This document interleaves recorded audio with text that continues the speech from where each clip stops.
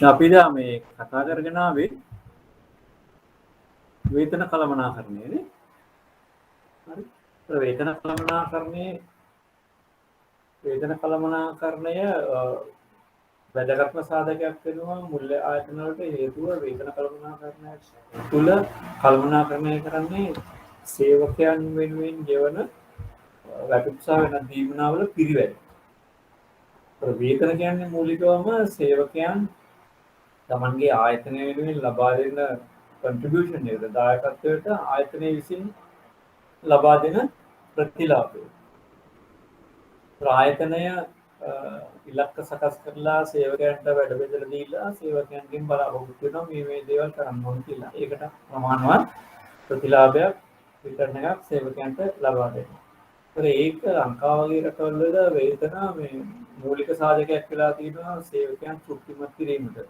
ඒකෙදි කරුණු ගොඩක් සලකනවා මේ නීතිමය තත්ත්වය ඉදා කතා කරයිද විශේෂයෙන්ම සලකන්න ඕනේ ඉක්විටි කියන එක සාධාරණත්වය කියන එක. ඒ සාධාරණත්වය ආකාර තුනකට එනවා කියලා කතා කරා. බාහිර අභ්‍යන්තර සහ නිරපේක්ෂ කියලා. ඒතර ඒක හරියට කරේ නැත්නම් වේතන කළමනාකරණය හරියට කරේ නැත්නම් දැන් මේ වගේ විභාගයකට අහන්න නැහැ සමහරවිට මේක නිකන් මතක තියාගන්න දීවේ හරියට කරේ නැත්නම් ආයතනයේ කාර්යකල මේ විදිහට පිරිනනවා. ඒක සේවකයන් අපෘප්තියටපත් වෙනවා. හරි මේ අමතක වෙන ඉස්සෙල්ලා මේ පණේට දෙකක් කිව්වා IBSL එකකින් ඒකයි ලකුණේ. පළවෙනි එක මේ ලෙක්චර් ඉවැලුවේෂන් එක දැන් අප්ලෝඩ් කරයි ඒගොල්ලෝ මේ සයිට් එකට. ඔයගොල්ලෝ ක්ලාස් එකේ වුණාන් පස්සේ ෆ්‍රී වෙලාවක ඒක අරගෙන මේ ඉවැලුවේෂන් එක කරලා ආයෙ ඔයගොල්ලෝ අප්ලෝඩ් කරන්න මේ IBSL එකට. හරි. ඒක එකක්. දෙවෙනි එක මේ මොඩල් ආන්සර්ස් කොයිමත් දැන් ගන්න අවශ්‍යතාවයක් නැහැ කිව්වා.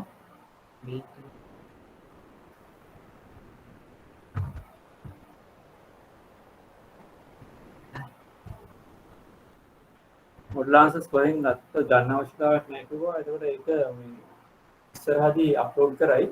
ලින්ක් එක ඔයගලට ඒවයි ඒකෙන් මේ ලින්ක් එක අරගෙන මේ මොඩල් ආන්සර්ස් එක බලා ගන්න අවශ්‍යතාවයක් තිබුණා. හරි මම ඩිස්කස් කරනවා ක්ලාස් එකේදී පාස් පේපර්ස් දෙක තුනක් තව අන්තිම හරිය වෙනකොට ඒ වෙනකොට ඕගොල්ලන් මොඩල් ආන්සර්ස් එකක් ලැබිලා තියෙන එකෙන් ස්ටඩි කරගන්න පුළුවන්. අනිත් එක මේ ලබන මාසෙ ඉවර වෙනකොට ක්ලාසස් ඉවර කරන්නයි ලෙක්චර් ෂෙඩියුල් එක ඉවර කරන්නයි මගේ කල්පනාව.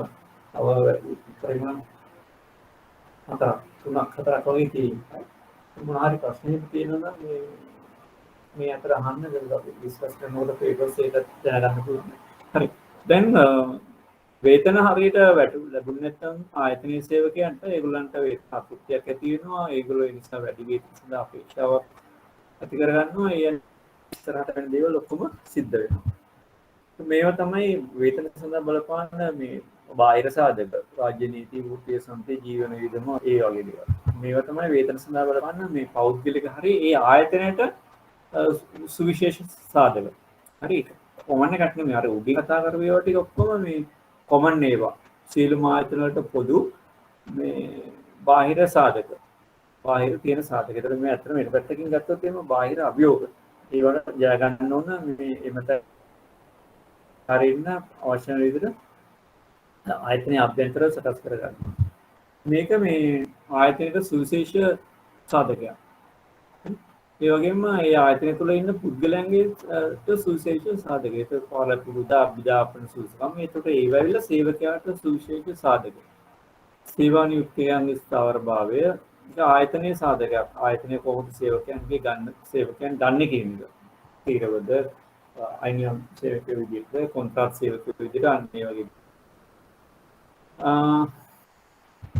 ගියාම වේතන කළමනාකරන මූලධර්මවල අපි සාකච්ඡා කරා වේතනයක් සකස් කරන්නේ මොනට සලකන කරුණු මොනවද කියන එක. වේතනයක් සකස් කරන්න බලපාන කරුණු මොනවද කියන එක සාකච්ඡා කරා. ඒකෙදී අපි කරුණු හතරක් ගත්තා. ඒතකොට මේ කරුණු හතරට අගයන් දීලානේ සාධක සංසන්දන ක්‍රමය කියලා අපි ඊසතිය කතා කරා. ඒ සාධක මූලිකවම වගකීම වෙනස රැකියා තත්ත්වය රැකියාව කොම්පිටන්සි වගේ කරුණු කරගත්තා. ඒකේ ඒ කරුණු මූලික රැකියා කීපයක් තෝරගෙන අපි ගත්තේ එදා කාර්ය සහායක ලිපිකරු නිලධාරී කල්පනාකරු කියන මූලික ගත්තා. අරගෙන ඒ හතරට මේ සාධක කොහොමද බලපාන්නේ කියලා බලලා ඒ අනුව ඒගොල්ලන්ගේ දෛනික වේතනය ඒ කොටස් වලට කඩලා ඉවරලා අපි වැටුප් පරිමාවක් සකස් කරගත්තා. මතකයි. ඒකේ ඉතිරි ටික මම අද කරනවා කියලා කිව්වා. අපි ඒක බලමු. ඒතර වේතන සඳහා මූලධර්ම ඉතුරු ඒවා තමයි වෙළඳපොළ වැටුප් පරිමාණ සමග ආසන්නයෙන් සමාන වෙන්න ඕන කියන්නේ අර බාහිර සාධාරණත්වය සාතික කරන්න. අනිත් එක මේ රැකියාව සහ පුද්ගලයා අතර වේතන ඒතකොට ඒක තමයි. පුද්ගලයා සහ රැකියාව පුද්ගලයාගේ සාධක සලකලා මේ වේතනය එකම මේ ස්කේල් එක ඇතුළේ වෙනස් වෙන්න ඕන. මොකද මේ ඒ පුද්ගලයන්ගේ පුද්ගල සාධක අර වේතන කරේ බලපාන පුද්ගලික සාධක තිබ්බේ. අන්නේ පුද්ගල සාධක. මොකද සමහර අයගේ එක්ස්පීරියන්ස් වැඩි, සමහර අයගේ අධ්‍යාපන සුදුසුකම් වැඩි. ඒතර ඒක සලකන්න ඒ වේතන පරිමාණ ඇතුලේ වැටුප් තල සකස් කරන්න ඕන. ඒකත් මම පෙන්නනවා සාකච්ඡා කරනවා. හරි. සමාන රැකියාව සඳහා සමාන වැටුප්. ඒතර ඒ අභ්‍යන්තර සාධාරණත්වය සහතිකරන්න. සමාන රැකියාවට සමාන වැටුප්, වෙනස් රැකියාවකට වෙනස් වැටුප්. ඒක අභ්‍යන්තර සාධාරණත්වය. ඊට පස්සේ වෘත්තීය සමිතිවලින් වෙන බලපෑම අඩු කරගන්න වෘත්තීය සමිතිය සමග එකඟ වෙන්න ඕන. ඇබ්සලියුට් ඉක්විටි එක සහතිකරන්න ඒක ප්‍රමාණවත් වෙන්න ඕන. යාර උඩින් කතා කරපු කරුණු තමයි මේ කළමනාකරන වේතන කළමනාකරන මූලධර්ම සඳහා භාවිත වෙන්නේ. ඉක්විටි සාධාරණ වෙන්න ඕන. සේවකයා තුළ අභිප්‍රේරණයක් ඇති කරන්න ඕන. ප්‍රතිලාභ වැඩි වෙන්න ඕන පිරිවැයට වඩා. ඒ වගේම ආයතනයයි සේවකයාට දැන් ආයතන මොනවද අනතුරකටපත් වෙනවා සේවකයන්ට වැටුප් ගෙවීමෙන් ඉතින් ආයතනයට ප්‍රතිලාභ ලැබෙන්නේ පිරිවැයක් විදිහට සේවකයන්ට වැටුප් ගෙවනවා. කොස්ට් සෙන්ටර් එකක් විතරක්. ඒක කොස්ට් සෙන්ටර් එකක් විතර නඩත්තු කරගෙන යන්න නම් මේ කොස්ට් සෙන්ටර් එකට ප්‍රොෆිට් සෙන්ටර්ස් වලින් ඉන්කම් එන්න ඕනේ නැත්නම් වෙන කොහෙන් හරි එන්න ඕනේ. දැන් ගොඩක් අර රාජ්‍ය ආයතනවලට වෙලා තියෙන්නේ ඒකයි. රාජ්‍ය ආයතන ඉන්කම් සෙන්ටර්ස් තියෙනවා ගොඩක් අඩුයි. ආදායම් ගණිත කරන ඒවා. ඒකේ ආදායම් ගණිත කරන ඒවා තමයි ඔය වරාය රේඩුව ඊළඟට මේ සුරාබදු ඔය වැට් බදු ඔය වගේ ආදායම් දෙපාර්තමේන්තුව වගේ දේවල් තමයි ආදායම් ගණිත කරන තැන් තියෙන්නේ. ඒ පිරිවැය තියෙන ඒවා තමයි අනිකුත් සියලු සේවා අධ්‍යාපන සේවය ප්‍රවාහන සේවය ඒකට යම් ආදායමක් ලබනවා නමුත් ප්‍රමාණවත් ආදායමක් ලබන්නේ නැහැ නේ. දැන් දුපේ ගත්තොත් එහෙම දුම්රියෙන් පිරිවැය ඉක්මලා ප්‍රතිලාභයක් ලබන්නේ නැහැ හේතුව රටක දුම්රිය සේවය පවත්වාගෙන යන්නේ පොදු ජනතාවට තමන්ගේ ප්‍රවාහන අවශ්‍යතාවය ඉටු කරගන්න. එතනදී ලාභය අරමුණු කරන්නේ නැහැ. ලාභය අරමුණු කරන්නේ නැහැ. ඒ නිසා අර පිරිවැය ප්‍රමාණයක් එකට වැය වෙනවා. ඒ වගේ ආයතනක් තියෙනවා දැන්. මුල්‍ය ආයතන ගන්නකොට මුල්‍ය ආයතන නම් වගේම ලාභ සහිතව පවත්වාගෙන යනවා. ඒ ලාභයෙන් තමයි ආයතනයේ සියලුම වැඩ කටයුතු කරන්නේ. ඒතර ඒකෙන් ආයතනයේ ආරක්ෂා වෙන්න ඕන එහෙම නැත්නම් ආයතනයේ බැසී යනවා. ඒ වගේම සේවකයාට ආරක්ෂා එකක් තියෙනවා. වැටුප සේවකයාට පිළිගන්න පුළුවන් වෙන්න ඕන. දැන් අපි කතා කරගෙන ඉන්නේ වැටුප සකස් කිරීමේ ක්‍රමය. එතනදී වැටුප් රැකියා ඇගයීම කරා ජොබ් ඉවැලුවේෂන් එක තමයි ගියසතිය මම කතා කරේ අර සාධක සංසන්දන ක්‍රමය පාවිච්චි කරලා. ඒතර ඒකේ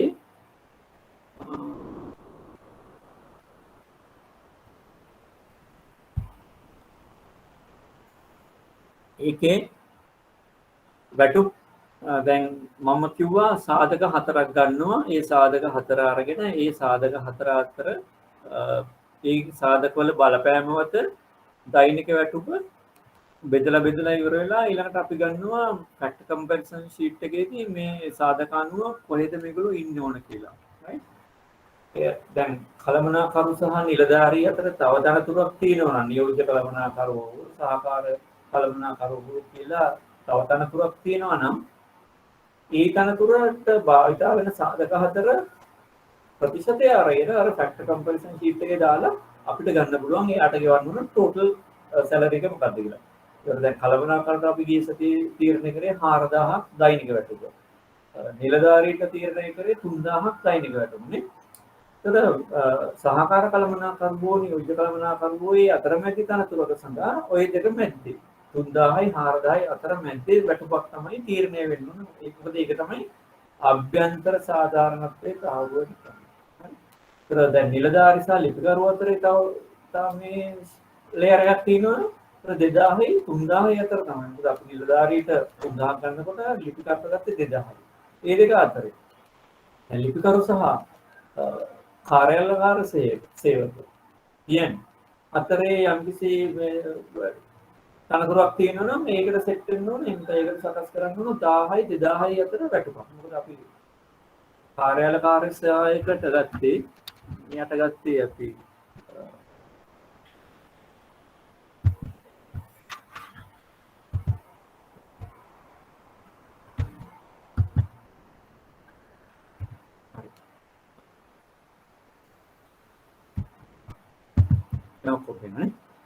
අපි පියන්ට ගත්තේ 1000යි ලිපිකරට ගත්තේ 2000යි අපි සකස් කරලා ගත්තාම වැටුප. ඒතර ඒ දෙන්න අතරේ තමයි අර ෆැක්ටර් කම්පැරිසන් ෂීට් එකේ තියෙන්නේ. දැන් ඒ විදිහට අපි ගත්ත මූලික රැකියා හතරට අපිට ආවා අගයන් 4000යි. මොකද ඊට පස්සේ අපි වැටුප් සමීක්ෂණයක් කරනවා. ඒක සකස් කරගත්ත පස්සේ වැටුප් සමීක්ෂණයක් කරනවා මේ.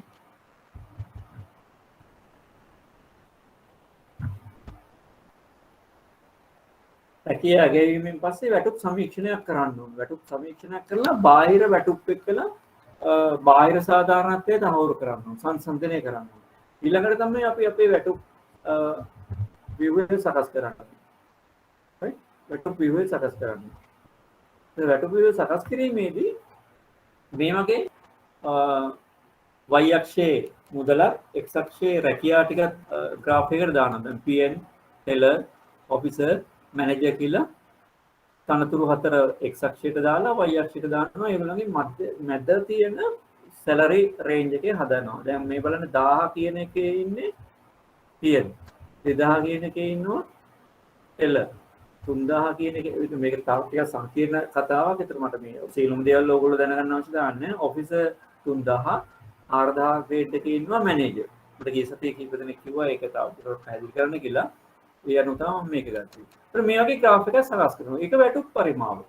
වැටුප් තල කියලා කියන්නත් පුළුවන්. ඒතර pn ගේ තලය මධ්‍ය ලක්ෂ්‍ය වැටුප් තලයේ වැටුප්ගේ මධ්‍ය ලක්ෂ්‍ය 1000.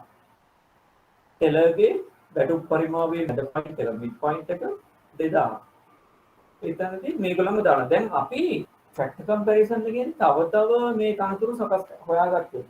අපි හිතමු කළමනාකරු සහ නිලධාරිය අතර තව තනතුරු තිබ්බා කියලා. එතකොට ඒක අපි 3500ක් වගේ ගන්න. අපි අන්න මේ 3500 කියන තැන මේ දා ගන්නවා ඒ අලුත් තනතුරු.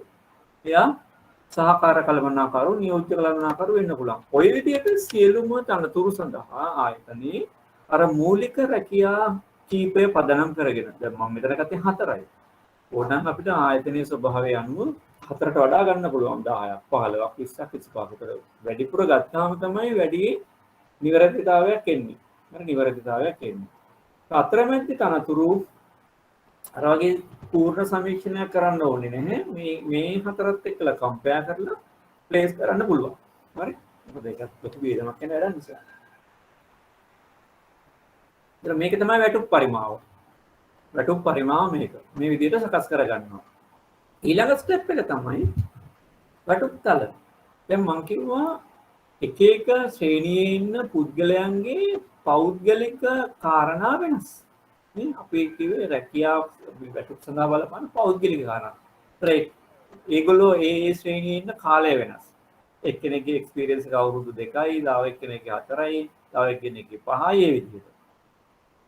ඒ වගේම බැංකුවේ මුල්‍ය ආයතන ඇතුලේ තියෙනවා දැන් ඊළඟ තනතුරු සඳහා මේ ප්‍රොමෝෂන් ස්කීම් තියෙනවා. ප්‍රොමෝෂන් ස්කීම් තියෙනවානේ. උදා තියෙන කෙනෙක්ට ඊළඟ තියනවා වෙන්න පුළුවන්. ඊළඟ ලිපිකරු තනතුරට ප්‍රොමෝට් වෙන්න. ලිපිකරුට ඊළඟ තනතුරට ප්‍රොමෝට් වෙන්න. මේ විදිහට. මොකද ඒක තමයි සේවකයන්ව අභිප්‍රේරණය කරන්න පුළුවන් ආකාරය. ඒක තමයි කැරියර් ඩෙවලොප්මන්ට් කියලා සකස් කරන්නේ ආයතනවල. එහෙමනම් ඒගොල්ලෝ ප්‍රොමෝට් වුණාම ඊට ඉහළ තනතුරකට යනවා නම් අනිවාර්යයෙන්ම වැටුපේ වෙනස්කමක් එයාට ප්‍රමාණාත්මකව right substantial difference එකක් ප්‍රමාණාත්මක වෙනසක් දකින්න ඕනේ. ඒ වගේම ඒ රැකියා ඒ ශ්‍රේණිය තුල එයාගේ වෙනස්කම් අනිත් එක්කනට වෙනස්කම් අධ්‍යාපනය හෝ වෙන මොනවා හරි සුදුසුකම් සපුරා ගත්තොත් ඒක හඳුනා ගන්න ඕන. අන්න ඒකට අපි සකස් කරනවා මේ වගේ වැටුප් තල. දැන් අපි ගත්තොත් මේ PN grade එකේ මැද පොයින්ට් එක කීයද 1000 නේ. ඒතර 1000 ඉඳන් උඩට යම් ප්‍රමාණයකොත් යටට යම් ප්‍රමාණයකොත් තීරණය කරනවා. අපි හිතමුකෝ 12ක් කියලා. ඒතකොට 1000 ඉඳන් උඩට 6යි යටට 6යි. ඒතර යම්කිසි සේවකයෙක් අලුතෙන්ම PN කෙනෙක් විදිහට බඳවාගත්තොත් එම යටම වැටුප් තලයේ තමයි තියන්නේ. ඒතර එයාට අවුරුද්දෙන් අවුරුද්ද එයාගේ එක්ස්පීරියන්ස් එක වැඩි වෙනකොට හරි performance evaluation එකකින් එයා ඊළඟ වැටුප් තලයට දානවා. ඒ කියන්නේ එකම ස්ට්‍රක්චර් එක ඇතුලේ උඩට යනවා. මේ පඩිපෙළ වගේ මේ උඩට පැනගෙන යනවා. දැන් අපි හිතමු මෙන්න මේ 1200 හරියේදී PNට අවස්ථාවක් තියෙනවා එයාගේ එක්ස්පීරියන්ස් එක කළා විභාගයක් ලියලා උඩ එකට යන්න. උඩ එක කියන්නේ ටෙලර් එකට මේකට ලානිල් පාට එකට. එයා 1200 ඉඳලා ප්‍රොමෝෂන් එකක් හම්බුනොත් එයාව ප්ලේස් කරන්නේ මේකේ මෙන්න මේ ඊට වඩා උඩ වැටුප් තලයක. මොකද නැත්තම් එයාට ඒක යටම එකේ නෙමෙයි මේකේ නෙමෙයි ටිකක් උඩ එකට. නැත්තම් එයාට ඒක ප්‍රොමෝෂන් එකක් විදිහට තේරෙන්නේ නැහැ. ඇයි වැටුප වැඩි වෙලත් මේක වැඩිලා විතරයි. හරිද? දැන් ඔයගොල්ලෝ ටෙලර්ස්ලා විදිහට ඒ ලෙවල් සමත් වෙලා අලුතෙන්ම බැංකුවට ගන්නවා. ඒතර බැංකුවට ගත්තාම ඔයගොල්ලන්ව ප්ලේස් කරන මේ යටම එකේ. ඒ වෙනකොට PN වෙලා ඉඳලා ප්‍රොමෝට් වෙලා ආපුවා මේ උඩ ඉන්නවා වෙන්න පුළුවන්. ඒකම ඔයගොල්ලන්ව බැංකුවට ගන්නකොට ඇතුලේ තව ටෙලර්ස්ලා ඉන්නවා. ඒතර ඒගොල්ලෝ මේ එක එක තලවල ඉන්නවා. ඒ අවුරුදු 12ක් මම මේ උදාහරණයක් විදිහට ගත්තේ 12ක්. අපි 12කට ගන්නවා. එතකොට අපි අර වැටුප් පරිමාණය ඔයගොල්ලන් දාලා තියෙනනේ. පල්ලෙහා වැටුප් මට්ටම දානවා, උඩ වැටුප් මට්ටම දානවා. ඒකට දැන් මේක ගත්තොත් එහෙනම් මෙතන 600 ගේ 600 සහ 1600 අතර. දාන්න ගන්නකො. කියලා දානවා. ඊට යට දානවා. ඒක 12කට බෙදලා තියෙනවා නම් 600යි 1600 අතර තියෙන්නේ 1000යි නේ. හරි. අපි ඒක 10ට බෙදලා තියෙනවා නම් රුපියල් 100 වැඩි කිරීම 10 කියලා දානවා. ඒ කියන්නේ එයා අවුරුදු 10ක් තිස්සේ රුපියල් 100 වැඩි වී ඉන්ක්‍රිමන්ට්ස් විදියට උපරිම වැටුප් තලයට ළඟා වෙනවා. උපරිම වැටුප් තලයට ළඟා වෙනවා. ඔන්න යම්කිසි කෙනෙක් ඊළඟ ප්‍රොමෝෂන් එක විදියට මෙතනින් උඩට ගියේ නැත්නම් මේ PN එයාට ඊතරද ලොකු ප්‍රශ්නයක් ඇතිවෙනවානේ. ඒ නිසා අනිවාර්යෙන්ම ආයතනය ඇතුලේ මේ PNට මෙතන මේ උඩ හතියට එනකොට උඩට යන අවස්ථාව දෙන්න තියෙනවා. එයාගේ වැරදක් නිසා එයාට මේ විභාගයේ සමත් වීමට ඇති නොහැකියාව නිසා උඩට යන්න බැරි වුත් එම අන්න එතන ග්‍රීවන්ස් එකක් හැදෙනවා. ඉතින් ඒක ආයතනය සුදුසු පරිදි කළමනාකරණය කරන්න ඕනේ. ඒක සේවකයාගේ ප්‍රශ්නයක් තමයි. සේවකයාට ඒ විභාගයේ ලියල සමත් වෙන්න බෑ. ඒක ඕන ආයතනයක සකස් කරන්න පුළුවන්. අවුරුදු 20ක් හෝ මොනාරි අවුරුදු 12 කියන කාලයට වඩා අපිට අවුරුදු 12ක් ඒ ශ්‍රේණියේ ඉන්න ඕන කියලා. ත්‍රයා අවුරුදු 15කට පස්සේ ඉබේම විභාගයකින් තොරව සීනියොරිටි එක මත ඊළඟ තනතුරට ඊළඟ ඉහළ ග්‍රේඩ් එකට යනවා කියලා හදන්න පුළුවන්. මේ බැංකුවට හදන්න පුළුවන්. හරි. ඒ බැංකුව බලන්න ඕනේ ඊළඟට මේ PN ප්‍රොමෝට් වෙන්නේ නැතුව අර වගේ පඩිපෙළ වගේ උඩට ගිහිල්ලා ඊළඟ එකට ගියාන් පස්සේ යාව ටෙලර් කෙනෙක් විදිහට වැඩ කරගන්න පුළුවන් තියෙන හැකියාව ඉතාම අඩුයි. මොකද එයාව මේ පල්ලෙහා ග්‍රේඩ් එකේ තියන්නත් බෑනේ. එයා මේ දැන් මේ උඩ හරිය ඉන්නේ. ඒකට ඒකට සමාන එකකවත් තියන්න ඕනේ. එයාගෙන් ගන්න පුළුවන් වැඩ ප්‍රමාණය අඩුයි. ඒ නිසා ඒ අනුම තමයි ඔය ව්‍යුහය සකස් කරන්න ඕනේ. ඒතර අවුරුදු 15කින් ඉඳන් සමහරට අවුරුදු 20කට එහා පැත්තේ ගියන් පස්සේ ඊළඟ එකට. ඒතර එයා ඕනනම් තව අවුරුද්දක් දෙකක් පිටිය ගමම මේ රිටයර් වෙලා යනවා. ඒතර එයාගෙන් ආයතනයේ තියෙන බලපෑම තියෙන අවුරුද්දයි 2යි 3යි ඔය වගේ කාලයක් තමයි. ඒකෙම මානසිකව සමහරට බලන්න වෙනවා. ඒක වැටුප් සකස් කරද්දී මේ වගේ කරුණු සලකා බලන්න සිද්ධ වෙනවා. දැන් පැහැදිලිද මේ වැටුප් තල කියන කතාව? අර වැටුප් පරිමාණ සහ වැටුප් තල මේක අපේ සර්වේ එකකට පස්සේ අපි සියලුම තනතුරු දැන් මෙතන 4යි තියෙන සියලුම තනතුරු මේ වගේ වැටුප් පියුවේ පරිමාවක සකස් කරගන්නවා. ඒවා මේ ඇත්තටම මේවා මිඩ් පොයින්ට්ස් මැද ලකුණු මැද ඒවා ටික. ඒතර දැන් මේ පේනවා නේද එන්න වැඩි වෙන ට්‍රෙන්ඩ් එකක් තියෙනවා. දැන් මේ හරහට ගියොත් එහෙම මෙහෙම යනකොට ඔයගලන්ට පේනවා වැඩි වෙන එකක් තියෙනවා. ඒ කියන්නේ තනතුරේ සාධක වැඩි වෙනකොට එහෙම නැත්නම් ඉහළ තනතුරු වලට යනකොට වැටුප වැඩි වෙනවා. වැඩි වෙන ට්‍රෙන්ඩ් එකක් තියෙනවා. හරි. ඒක ඕකවන මේ වැඩි වෙන ට්‍රෙන්ඩ් එක දැන් මේක ගොඩක් තියෙනවානේ. මෙතන 1000යි ඊළඟ එක 1500යි 2000යි එහෙම ගත්තොත් එහෙම මේ ට්‍රෙන්ඩ් එක මේ ග්‍රේඩියන්ට් එක එහෙම නැත්නම් මේ අනුක්‍රමණය අඩු වෙන්නේ. මේක දැන් අනුක්‍රමණය ගොඩක් වැඩි. අනුක්‍රමණය අඩු වෙන විදිහට උනත් හදන්න පුළුවන්. ඒතර ඒක හැදෙන්නේ අර එළියේ වැටුප් එක්කලා සංසන්දනය වීමෙන්. දැන් අපි තුමුගේ එළියේ වැටුප් කළමනාකරුට තියෙන රුපියල් 2500 කියලා. එහෙම නැත්නම් 2000යි කියලා. එතන අපිට ඒ හා සමානව 2500 2500 කියලා දීපුති 3000 ඔය වගේ සීමාව තමයි තියෙන්න පුළුවන්. 4000 නෙමෙයි 3000 වගේ සීමාව. ඒ අදාළ කර්මාන්තයේ අදාළ ව්‍යාපාරයේ සාර්ථක බව ඒකේ වැදගත්කම ඒ ගොඩක් කරුණු උඩ තියෙන වැටුප් සකස් කරන්න බලපාන කරුණු මත තමයි මේ වැටුප් තීරණය වෙන්නේ. කොහොම වුණත් අභ්‍යන්තරව වෙනසක් පේන්න ඕන රැකියාවේ වගකීම් වැඩි වෙනකොට සාධක වැඩි වෙනකොට වැටුප් වැඩි වෙන එක අභ්‍යන්තර සාධාරණත්වය. බාහිර සමාජයත් එක්කලා බාහිර සමාන රැකියාව කියලා සංසන්දනය කරලා ඉවරලා බලන්න ඕන බාහිර සාධාරණත්වයේ තියෙනවද කියලා. බාහිර වැටුප් වලට ආසන්න වශයෙන් සමාන එක අභ්‍යන්තර තියෙන්න ඕන. අනිත් එක තමයි මේ වැටුප ජීවත් වෙන්න ප්‍රමාණවත් කියන එක බලන්න ඕන. ඇබ්සලියුට් ඉක්විටි. බැංකුවට නම් ඉතින් ඒක ගැන සලකා බලන්න දෙයක් නැහැ. ඇබ්සලියුට් ඉක්විටි කියන එකනේ. ඊළඟට ඒ සකස් කරගත්තු වැටුප් පරිමාව තුළ එක එක පුද්ගලයන්ගේ පුද්ගලික වෙනස්කම් සලකලා බලලා මේ විදිහට වැටුප් තල සකස් කරන්න ඕන එකම පරිමාව ඇතුලේ. එකම පරිමාව ඇතුලේ වැටුප් තල සකස් කරනවා. ඒතර මිඩ් පොයින්ට් එකෙන් උඩට යටට සකස් කරනවා. අපි කලින් එකේදී ගත්ත මිඩ් පොයින්ට් එක සකස් කරායින් පස්සේ අනිකුත් ගොඩක් මානව සම්පත් කළමනාකරන කාර්යයන් මේකෙන් පහසු වෙනවා. දැන් මේකෙදි ප්‍රොමෝෂන් එකක් ගත්තොත් එයාට උඩට ගියාම කොතෙන්ද පේස් කරන්නේ? මේ ප්‍රශ්නේ විසඳෙනවා. ඊළඟට මෙයාගේ performance valuation වලින් එයාට කොච්චර උඩට පුළුවන්ද? ඒව තීරණය වෙනවා. හරි. ඒක ශ්‍රේණියක පුද්ගලයෙක් ගත කළ යුතු කාලය මොකක්ද කියන එක තේරෙනවා.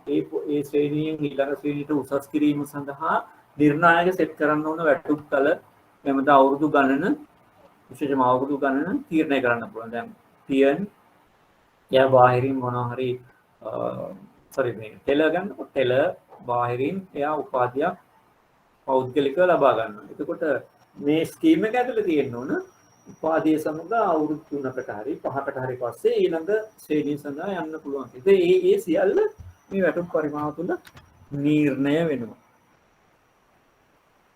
මේක තමයි අපිට වැටුප් සම්බන්ධයෙන් කතා කරන්න තියෙන්නේ. අපි යමු ආයෙත් ඒ ඔරිජිනල් ડોකියුමන්ට් එකට. ඒ වැටුප් ගෙවීමේ ක්‍රම මූලිකම ක්‍රම දෙක. එකක් තමයි කාලය මත පදනම් වෙලා වැටුප් ගෙවීම. අනිත් එක තමයි ඉටු කළ ප්‍රමාණය නැත්නම් performance මත.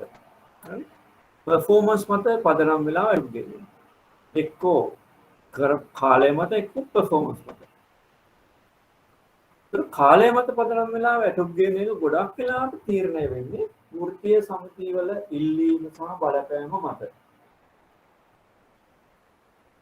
ඒකම අපිට මේ කියන්නේ අවුට්පුට් එක පැහැදිලිව නිර්ණය කරගන්න බැරි. හරි?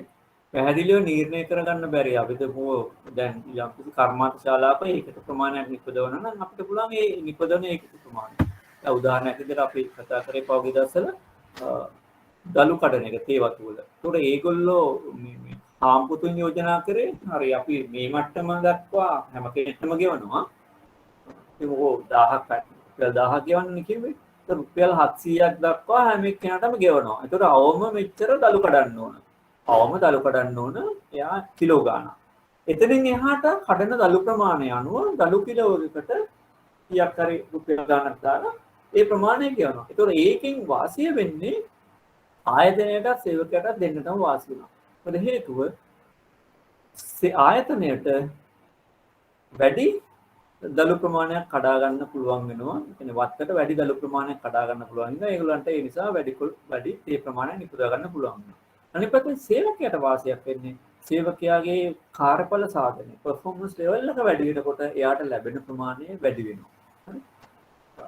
ඒ මිශ්‍ර ක්‍රමය. මේ මිශ්‍ර ක්‍රමය තමයි ඒගොල්ලෝ යෝජනා කරේ. දැන් මෙතන කාලය මත පදනම් වෙලා කිව්වොත් එහෙම සම්පූර්ණ වැඩ කරත් නොකරත් දවස් ඒ ආයතනයේ මාසික දැන් අපි කැලෙන්ඩර් මන්ත් වලට ගෙවන්නේ මාසයක් ගත කරායින් පස්සේ අදාළ වැටුප සේවකයාට ලැබෙනවා. දැන් මේ දවස්වල තියෙන ගැටලුව තියෙන්නේ මම දැන් ඔන්ලයින් කරත් නැතත් වැටුප ලැබෙනවා. නිශ්චිත කාල සීමාවක්. ඒකට ඊටුකල ප්‍රමාණය කියන්නේ ඒගොල්ලන්ගේ අදා මුල්‍ය ආයතන වල වැඩ කරන්න මේ වැටුප් ලැබෙන්නේ මේ කාලය මත පදනම් වෙලා. හරි? කාලය මත පදනම් වෙලා. අවුට්පුට් එක මත පදනම් වෙලා නෙමෙයි. නමුත් අවුට්පුට් එක නැත්නම් performance මත පදනම් වෙලා ගෙවුවොත් එහෙම ඒක සේවකයන්ගේ පැත්තෙන් වාසි තියෙනවා. මොනවද? හොඳින් වැඩ කරන සේවකයා අභිප්‍රේරණය වෙනවා. ආයතනයට වාසිදායකයි. ආයතනයට වැඩි කාර්යඵල ප්‍රමාණයක් ලබා දෙනවා.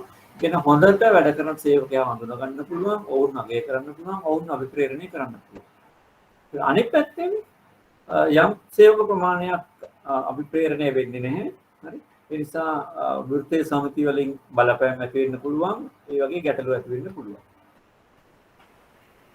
එසේම සමරකියාවකට ගෙවන ප්‍රමාණයෙන් ඉහළ හා පහළ සීමාවක් නොමැති විට අයුක්ති සහගත වෙන විකෘතිය පඩි වේ. ඒකට කාලය පදනම් වෙලා ගෙවනකොට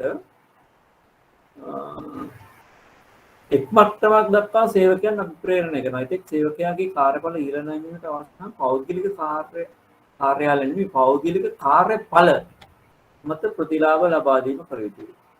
අර වතු වලින් යෝජනා කරපු මේ මිශ්‍ර ව්‍යුහය එක්තරා මට්ටමක් දක්වා සේවකයා වැඩ කරනවා. ඉතින් එයාට කොච්චර වැටුප් වැඩි කරා සේවකයා වැඩ කරන්නේ නැහැ. එයාගේ කාර්යඵල වැඩි කරන්නේ නැහැ. ඒ නිසා අනිවාර්යයෙන්ම මේ මට්ටමට පස්සේ එයාගේ performance level එක මත ගෙවන්න තීරණය කරනවා. දැන් හොඳ උදාහරණයක් තමයි මේ මුල්‍ය ආයතනවල මේ අතිකාල වැඩ කිරීම. දැන් අතිකාල වැඩ කියලා ඕගොල්ලෝ තමන්ගේ බැංකුව ශාඛාව ඇතුලේ කරන්නේ මොනවද? ඉදා කරපු වැඩ ටික තමයි. අමතර වැඩක් කරන්නේ. අර පැය 8න් කරන්න ඕන වැඩේ පැය 10කින් කරනවා. හරි. අමතර වැඩක් කවුරු හරි කරනවා නම් අන්න ඒක ප්‍රොඩක්ටිව්. ඒක ප්‍රොඩක්ටිව්. දැන් මම සරල උදාහරණයක් විදිහට ගන්නෙ ඉස්සර ඔයගොල්ලන්ට මේ එක්ස්පීරියන්ස් එක නැහැ බැංකුවල සේවිංස් ලෙජර් එහෙම ලෙජර් විදිහට තිබ්බේ. ඒතකොට සේවිංස් account 300ක් 400ක් කොලවල දීලා ලෙජර් ෂීට් වල දීලා එක ලෙජර් එකක් විදිහට තියෙනවා. හරිද? ඒතර ඔය ලෙජර් ෂීට් වල එහෙම නැත්නම් ඔය ලෙජර් වල ඔය ලෙජර් තියෙනවා සාමාන්‍යයෙන් ලොකු බ්‍රාන්ච් එකක නම් 300ක් 400ක් තියෙනවා. ඔය හැම මාසෙම ට්‍රයල් බැලන්ස් ගන්නවා. ඒ එක ෂේෂන් වල එකතු අරගෙන ඒක ජෙට් ලෙජර් එකේ ෂේෂයට සමානද කියලා බලනවා. ඒක නම් ට්‍රයල් බැලන්ස් ගෙහිම කරන්නේ. අද ඔයගොල්ලෝ එහෙම එකක් දන්නේ නැහැ නේ. ඒතකොට ඔය හැම මාසෙම ඔය ලෙජර් 200 හරි 300 හරි ඔය ඉන්න සේවක සංඛ්‍යාව ට්‍රයල් බැලන්ස් ගාලා බැලන්ස් කරලා ඊළඟ මාසයේ වෙනකොට බැලන්ස් කරලා ඉවර කරනවා. දැන් අද ඒ සියලුම දේවල් කරන්නේ කවුද? කම්පියුටර් එකෙන් වෙන්නේ. ඒතර ඊට අමතරව දෛනිකව දැන් පාස්පෝර්ට් එක එහෙම නැත්නම් සේවිංස් account වල සල්ලි දාන්නාම ගන්නාම ඒවා අතින් ලියලා අතින් මේ බැලන්ස් කරලා තමයි හදන්නේ. මැෂින් තිබුණේ නැහැ, කම්පියුටර් තිබුණේ නැහැ. හරිද? ඒතර ඒක දවස් අවසානයේදී මේවා බැලන්ස් කරන්න ඕනේ. එදිනෙදා ගත්තු ඒවා ලෙජර් එකේ සම්පූර්ණ බැලන්ස් එකත් එක්කලා. ඒත් ඒවත් කර තමයි ඔක කරන්නේ. අද මොනවද වෙන්නේ? අද ලෙජර් පෝස්ටිං සියල්ලම සිද්ධ වෙන්නේ කම්පියුටර් එකේ. ට්‍රයල් බැලන්සින් සියල්ලම සිද්ධ වෙන්නේ කම්පියුටර් එකේ. ඊට පස්සේ කම්පැරටිව්ලි සාපේක්ෂව සේවය ලබා ගන්න ගණනකරුවන් සංඛ්‍යාව යම් ප්‍රමාණයකට වැඩිලා තියෙනවා. ඕක නැචරලි කොහොමත් හැමදාම වැඩි වෙන 100%ක පාලකයි. ඒක ගණන් ගන්න බෑ ලොකු වැඩිවීමක් කියලා.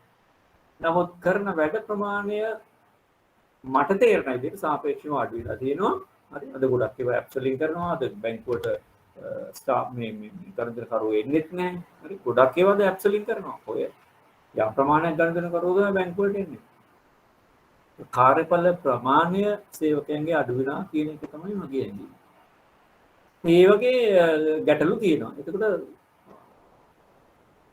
මේකෙදි අර කාලය මත පදනම් වෙලා කියලා තියෙන නිසා තමයි එහෙම ගැටලුවක් ඇති වෙන්නේ. නමුත් කාර්යඵල සාධනය මත ගනුදෙනු කරුවන්ට සේවය කරන ප්‍රමාණය මත වවුචර් ප්‍රමාණය මත ගෙවනවා නම් එහෙම වෙන්නේ නැහැ. ඒකේ ගැටලුවක් තියෙන්නේ ඒකද විවිධ විකෘති වැටුප් ව්‍යුහස් හදෙනවා අර අපි ඉස්සෙල්ලා කියපු වැටුප් ව්‍යුහ සකස් කරගන්න බෑ.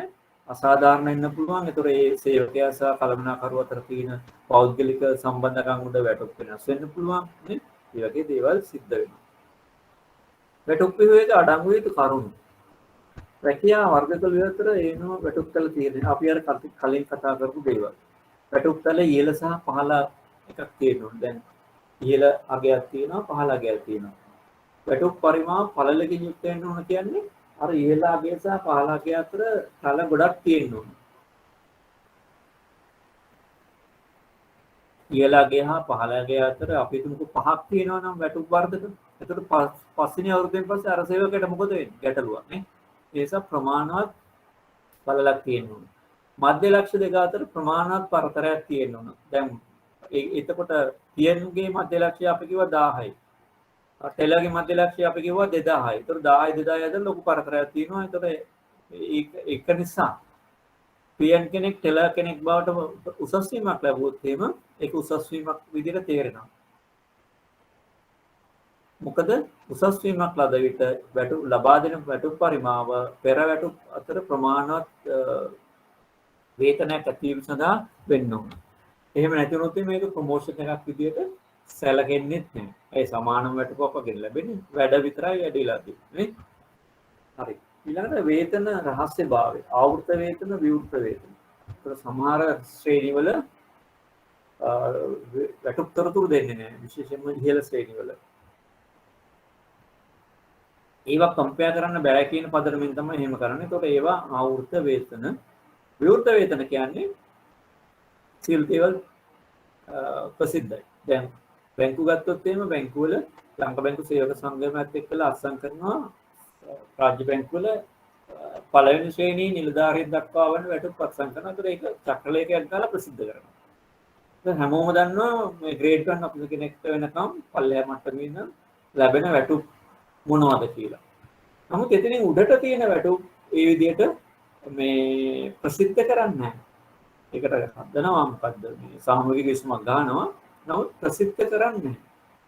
ඇයි ඒක ඒ සේවකයන් අභිප්‍රේරණය කරලා ඒගොල්ලන්ගෙන් අනිත් අය වැඩ ගන්න එහෙම අදහස තමයි එතන තියෙන්නේ. ඊළඟ අපි බලමු වේතන සහ අනිකුත් ගෙවීම්.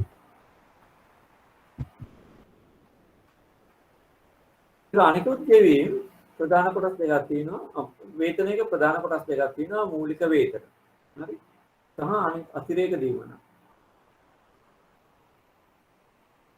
මූලිකම වේතන තියෙනවා අතිරේක දීමන. ඒතර මූලික වේතන වල ලක්ෂණය තමයි යම් මොනවද? ඒක කිසිම වෙලාවක මේ සේවකයාට අහිමි කරන්න බෑ. මූලික වේතන වල තියෙන දේවල් සේවකයාට අහිමි කරන්න බෑ. ඒවා ඒක සේවකයාගේ අයිතියක්. ඒතර යම් අවස්ථාවක විශ්‍රාම වැටුපක් සකස් වෙනවා නම් අන්නේ මූලික වේතනයේ තියෙන කොටස් වල එකතුවෙන් තමයි විශ්‍රාම වැටුපක් සකස් කරන්නේ. දැන් බැංකුවක ගත්තාම දැන් රාජ්‍ය බැංකුවල සමහරට මෙතන ඇති ඒගොල්ලන්ගේ මූලික වැටුප ඊළඟට සමහර අයට තියෙනවා මේ මොනවාද සංග්‍රහ දීමන cost of living එක ඔක්කොටම තියෙනවා. ඒ වෘත්තීය සමිතියත් එක්කලා එකඟ වෙන ආකාරය අනුව cost of living එක සඳහා දීමනාවක් ගෙවනවා. මූලික වැටුප දෙනවා cost of living එක සඳහා දීමනාවක් ගෙවනවා. ඒකට සමහර අයට rent allowances තියෙනවා. සමහර අයට entertainment allowances තියෙනවා. ඒවා මූලික වැටුපට එකතු කරලා තියෙනවා. ඒතර ඉදිරියේදී යම්කිසි මේ විශ්‍රාම වැටුපක් හදනවා නම් මේ දේවල් එකතු වෙලා තමයි හැදෙන්නේ. අනිත් එක ඒවා අයිතීන් විදියට තියෙන දේවල් සේවකයන්ට නැති කරන්න බෑ ආයතන. අනිකුත් දීමන අතිරේක දීමන අපිට ලබා දෙන්න පුළුවන් සේවකයන්ව විවිධ ආකාරයෙන් අභිප්‍රේරණය කරන්න. ඒතර ඒවා ඇවිල්ලා supplementary benefits. ඒතර ඒවා ආකාර දෙකක් තියෙනවා. එකක් තමයි ප්‍රතිලාභ. හරි fringe benefits කියන ඒවා. අනිත් එක පර්ක්ස් කියලා වරප්‍රසාද. ඒතර වරප්‍රසාදය කොණලක නැති කරන්න පුළුවන්. දැන් ප්‍රතිලාභ කියන ඒවා වරප්‍රසාද වලට වඩා වැඩි මට්ටමකින් සේවකයන්ට බලපාන. දැන් උදාහරණයක් විදිහට ප්‍රතිලාභයට අපිට හඳුනා ගන්න පුළුවන් වැඩ නොකළ කාලය සඳහා ගෙවි නිවාස දීමනා, රක්ෂණ දීමනා, ඊළඟට කැරියර් ඩෙවලොප්මන්ට් වලට දෙන කවුන්සලින්, ඊළඟට වෘත්තීය ආයතන සඳහා ගෙවීම කරන. දැන් සමහර අයගේ මේ ප්‍රොෆෙෂනල් ෆීස් ඔය සීමාහෙම කරපුවාගේ ප්‍රොෆෙෂනල් ෆී එක ඇනුවල් ෆී එක ඒ ආයතන වලින් ගෙවනවා. ඒ ආයතන වලින් ඒ ඇනුවල් ෆී එක ගෙවන්නේ ඒ ආයතනයට ඒ සුදුසුකමෙන් වැඩක් ප්‍රයෝජනයක් තියෙන නිසා. ඒතකොට ඒවා සේවකයන්ව අභිප්‍රේරණය කරන්න දෙන ප්‍රතිලාභ. ඊළඟට අපි ගත්තොත් එහෙම ඒ වගේම තියෙනවා තව වරප්‍රසාද perks වගේ pre-list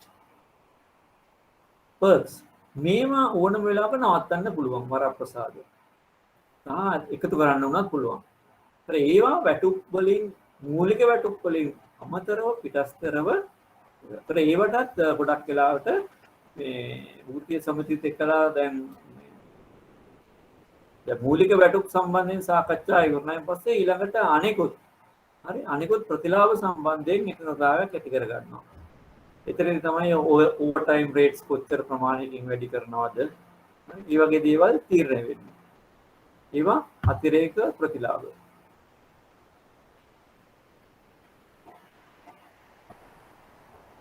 ඒවා ඕන්න නැති කරන්න පුළුවන්.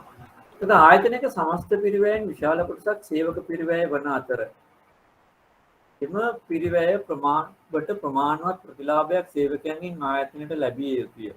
එසේ නොමැති වූත් ආයතනවල ඉලක්ක සපුරා ගැනීමට නොහැකි වීම පාඩු වීම වූ අවසානයේදී වසාද වීමට පවා ලක් වේ. එබැවින් සේවක පිරිවැය ආයතන ආයෝජනයක් ලෙස පවත්වා ගැනීමට ගෙන යාම කළමනාකරුවන්ගේ විශේෂයෙන්ම මානව සම්පත් කළමනාකරුවන්ගේ වගකීමයි. ඒ පිරිවැය පාලනයට මේ දේවල් ඇතුළත් වෙනවා. දැන් මේ බලන අපි අර ඉස්සෙල්ලා කියපු දේවල්ම තමයි. මූලික වේතන තියෙනවා, ඊළඟට ව්‍යවස්ථාපක දීමනා, උදාහරණයක් ජීවන වියදම් දීමනා, වෘත්තීය දීමනා කියන ඒවා. දැන් ඔය වෛද්‍යවරුන්ට මේ වෘත්තීය දීමනා වගේ දේවල් එකතු වෙනවා. දිරි දීමනා. අර කියපු ෆ්‍රින්ජ් බෙනිෆිට්ස් කියන ඒවා.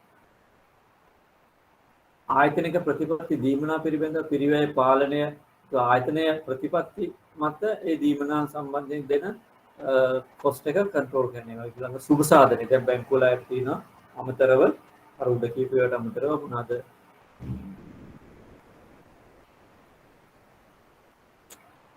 ලැබුම් වල සමහර තැන්වල මෙන්න නදාවේ මොන බංගලෝස් අපිට කියන්නේ මේ සර්කිට් බංගලෝස්.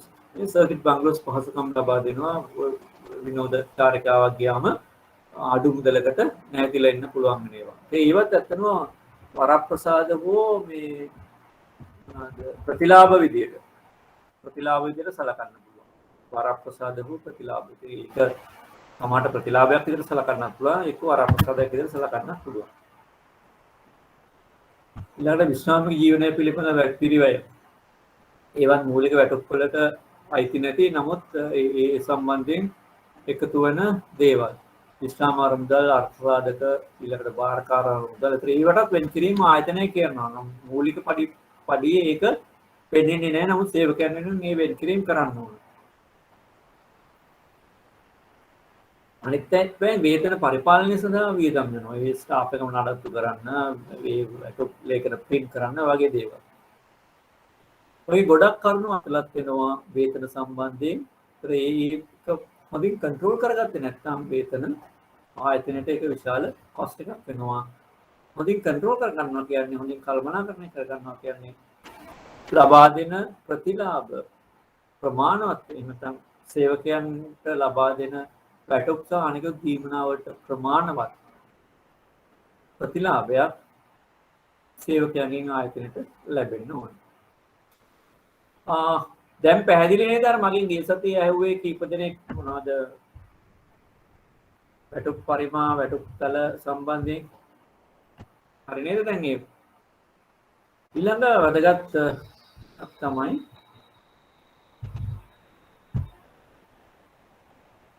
විනය පරිපාලනය.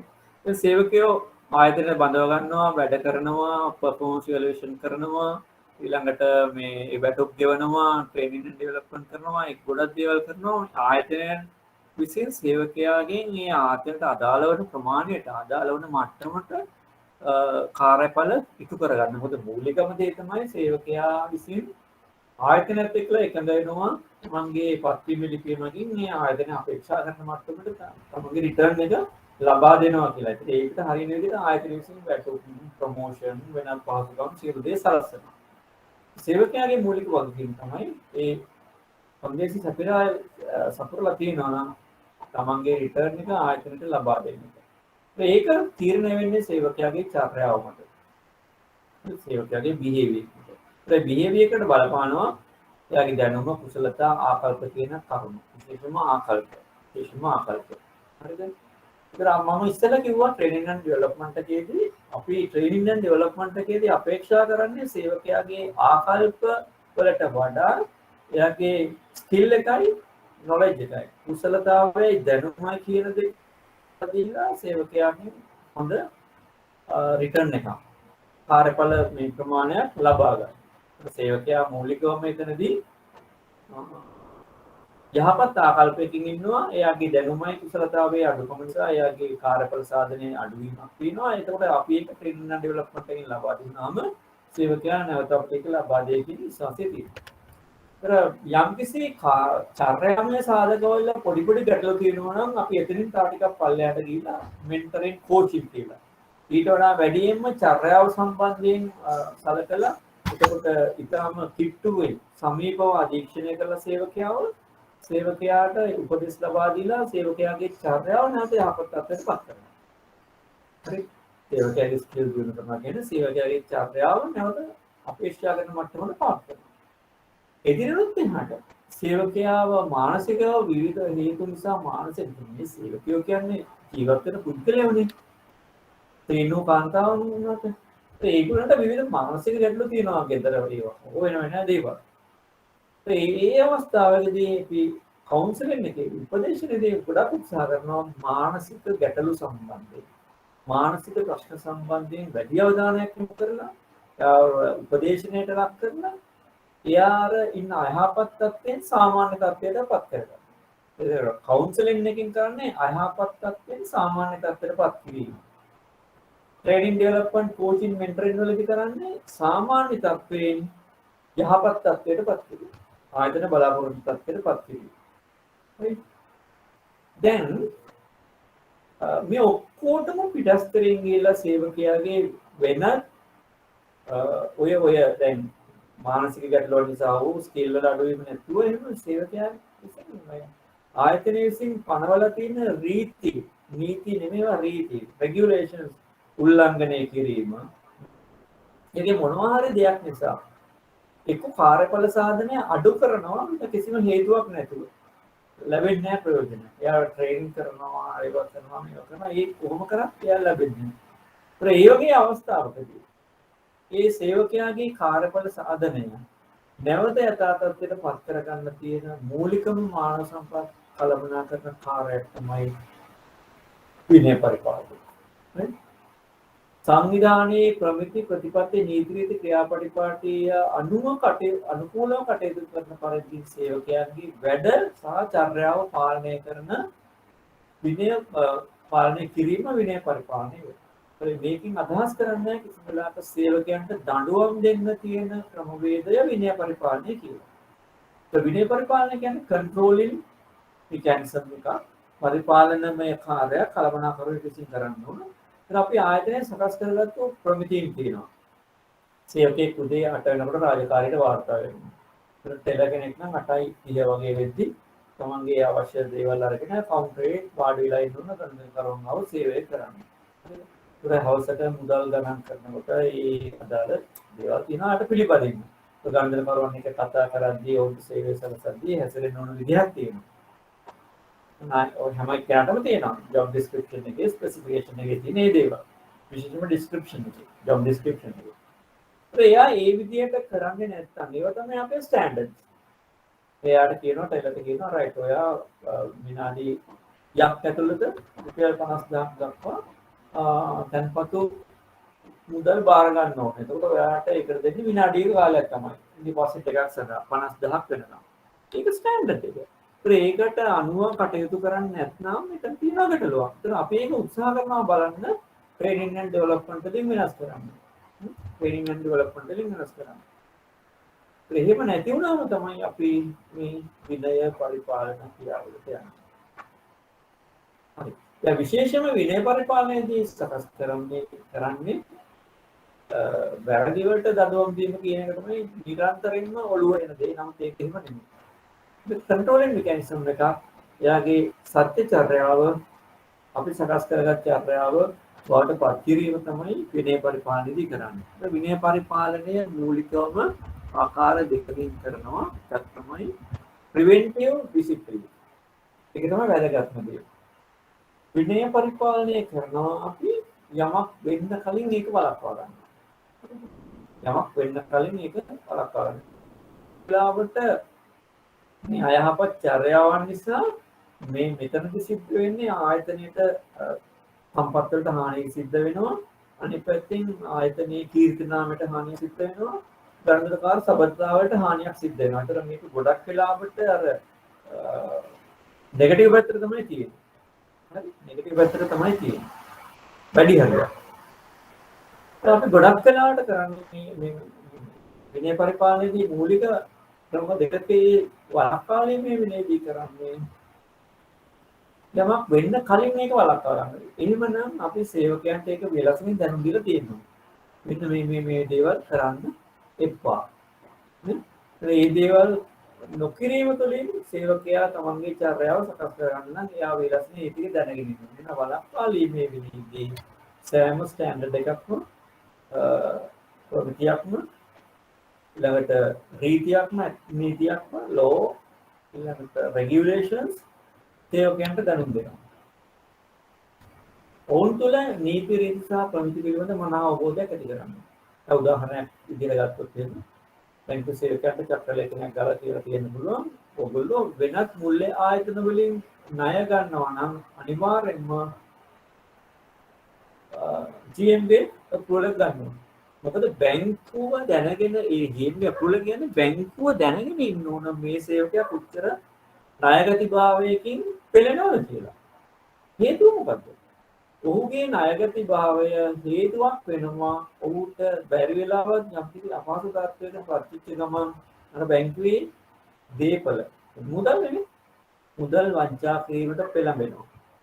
ඒතකොට මේ මුදල් වංචා කිරීමට පෙළඹෙන එක වළක්වා ගන්න අපි වේලාසකින් කරනවා එක. සේවකයන්ට දැනුම් දෙනවා. වෙනත් පිටස්තර දැන් බැංකුවෙන් ණයක් ගන්නවා නම් තමයි වැඩ කරන බැංකුවෙන් ණයක් ගන්නවා නම් බැංකුව දන්නවනේ. ඒ අනුමත කරන ක්‍රියාව ලියනකොට වෙනත් මුල්‍ය ආයතනයකින් මේ වගේ ණය මුදලක් ගැනීමේදී සේවකයන්ට මේ දැනුම් දීලා තියෙනවා අනිවාර්යෙන්ම ප්‍රධාන විධායක නිලධාරිගේ ජෙනරල් මැනේජර්ගේ අප්‍රූවල් එක ගන්න ඕනේ. ඒතර ඒක ඇයි ඒක ජෙනරල් මැනේජර්ගේ අප්‍රූවල් එක දාලා තියෙන්නේ? ඒකේ යම්කිසි කන්ට්‍රෝල් එකක් තියෙනවද? දැන් යම්කිසි සේවකයෙක් තමන්ගේ ප්‍රධානීන් එක්කලා සම්බන්ධකම් තියෙනවා යහපාදී. ඒක ඉච්ච කරලා ඒ අප්‍රූවල් එක ගන්න පුළුවන්. අනිත් පැත්තෙන් එක තැනකින් තමයි අප්‍රූවල් එක දෙන්නේ. ඒක එක තැනකින් අප්‍රූවල් එක දුන්නාම කන්ට්‍රෝල් එක පහසුයි. එක තැන් වලින් අප්‍රූවල් දුන්නාම දන්නේ නැහැ මොකක්ද කියලා. අනිත් එක තමයි ජෙනරල් මැනේජර් අප්‍රූවල් එක දෙනවා කියන්නේ ඒක සමස්ත බැංකුවටම පොදුයි. අපි දැන් DGM බ්‍රාන්ච් ඔපරේෂන් කියන එක න අප්‍රූවල් එක දුන්නොත් ඒක පාවිච්චි කරන්න බෑ ජාත්‍යන්තර අංශේ ණයක් ගන්න.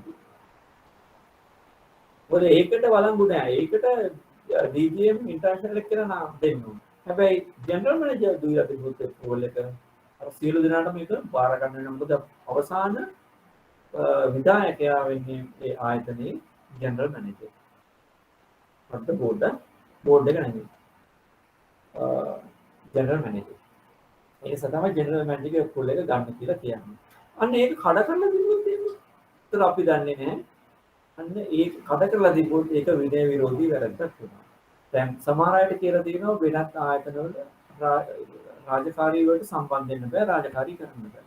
දැන් අපි මේ බැංකුවේ වැඩ කරන කාලේ උගන්වන එක IBSL එකේ උගන්වන එක ජෙනරල් මැනේජර් කියලා right අප්‍රූවල් එක අරගෙන තමයි කරන්නේ. එහෙම නැත්නම් දැන් මේක ගැටෙන්නේ නැහැ. මේ මොකද නැත්නම් සමාජලාට වෙන්නේ ඒ අභිලාෂන් පිළිබඳ ගැටුම් ඇති වෙන්න පුළුවන්. දැන් මුල්‍ය ආයතනයක වැඩ කරන කෙනෙක් තවත් මේ මුල්‍ය කටයුතු වල යෙදෙනවා නම් විශේෂයෙන්ම ව්‍යාපාරවල යෙදෙනවා නම් ඒ ව්‍යාපාරයෙන් යා චෙක් නිකුත් කරනවා. ඒ චෙක් මේ අදාළ මුල්‍ය ආයතනයේ එනවා. ඒතර මෙයාට මැදිහත් වීමක් කරන්න පුළුවන්. ඒ චෙක් ගෙවීම කරන්න. ඒ වගේ ගොඩක් දේවල් කරන්න පුළුවන්. ඒ නිසා අපි ඒක වළක්වලා තියෙනවා. අන්න ඒ වගේ සෑම ප්‍රමිතියක් නීතියක්ම සේවකයන්ට දැනුම් දෙනවා. ඔවුන් තුළ නීති රීති පිළිබඳ අවබෝධයක් ඇති කරනවා. ඒතර ඒකේ අරමුණ මොකක්ද කියන එක සේවකයන්ට පැහැදිලි කරලා දුන්නා. ඒතර ඒ අරමුණ ඇවිල්ලා ආයතනය ආරක්ෂා කරගන්න ගනුදෙනුකාර ආයතනයේ තියෙන ස්ටෑන්ඩඩ්ස් ගනුදෙනුකාර සේවාව ගුණාත්මකව ආරක්ෂා කරගන්න ආයතනයේ සම්පත් ආරක්ෂා කරගන්න අන්න ඒ වගේ දේවල් වලට කියන එක සේවකයන්ට දැනුම් දෙනවා. ඊළඟට ප්‍රමිතීන් නීති රීති ඇති කිරීමේදී සේවක සහභාගීත්වය ගන්න. සේවක එතකොට සහභාගීත්වය ගත්තම වෙන්නේ ඒක තමන්ගේ වැඩක් බවට පත් වෙනවා. ඒක අර මැනේජර්ගේ වැඩක් නෙමෙයි. මේකෙන්දී සේවකයෝ වෙනුවෙන් සහභාගීත්වය ගන්න යූනියන් වල. මොකද ගොඩක් වෙලාට ඒගොල්ලෝ මෙදිහත් වෙන්නේ තනි සේවකයෝ වග කියන්න බෑනේ. ඒ යූනියන් එකක් විදිහට සම්බන්ධ වුණොත් එහෙම වග කියන්න පුළුවන්. සේවකයන්ට මොකක්වත් කියන්න බෑ යූනියන් එක එකම වෙලා තියෙනවා. ඒ වගේ නිෂේධනාත්මක ස්වරූප පෙන්වූ රීතියකට වඩා ධනාත්මක ස්වරූප පෙන්වූ රීතියක්. දැන් ඔය ඔයගොල්ලෝ දැකලා ඇති වැඩබිම් වල නේ කන්ස්ට්‍රක්ෂන් සයිට් වල එහෙම ගාලා තියෙනවා මේ පළමු ආරක්ෂාව සේෆ්ටි ෆස්ට්. එතකොට හැඟීමක් ඇති වෙනවා මම්ම ආරක්ෂා වෙන්න එපා. ඔබට ඕන කියලා.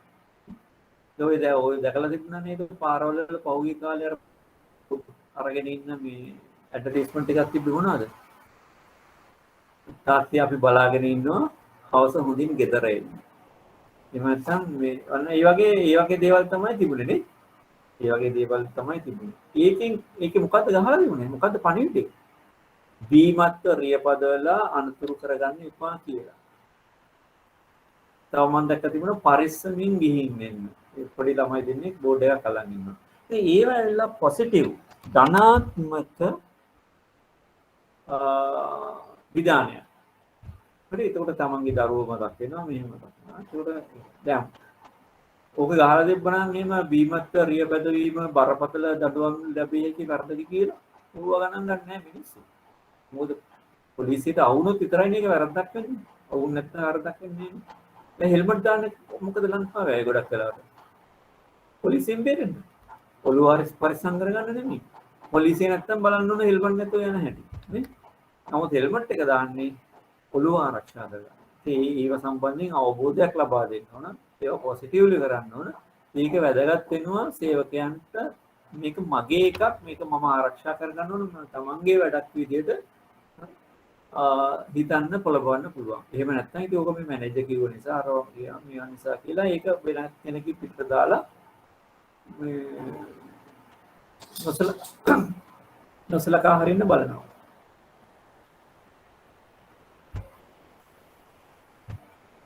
ඒතර වළක්වාලීමේ විනය සම්බන්ධයෙන් වගකීම සේවක කළමනාකරණ දෙපාර්තමේන්තුවේ එහෙම තමයි HR ඩිපාර්ට්මන්ට් එකේ තියෙන්නේ.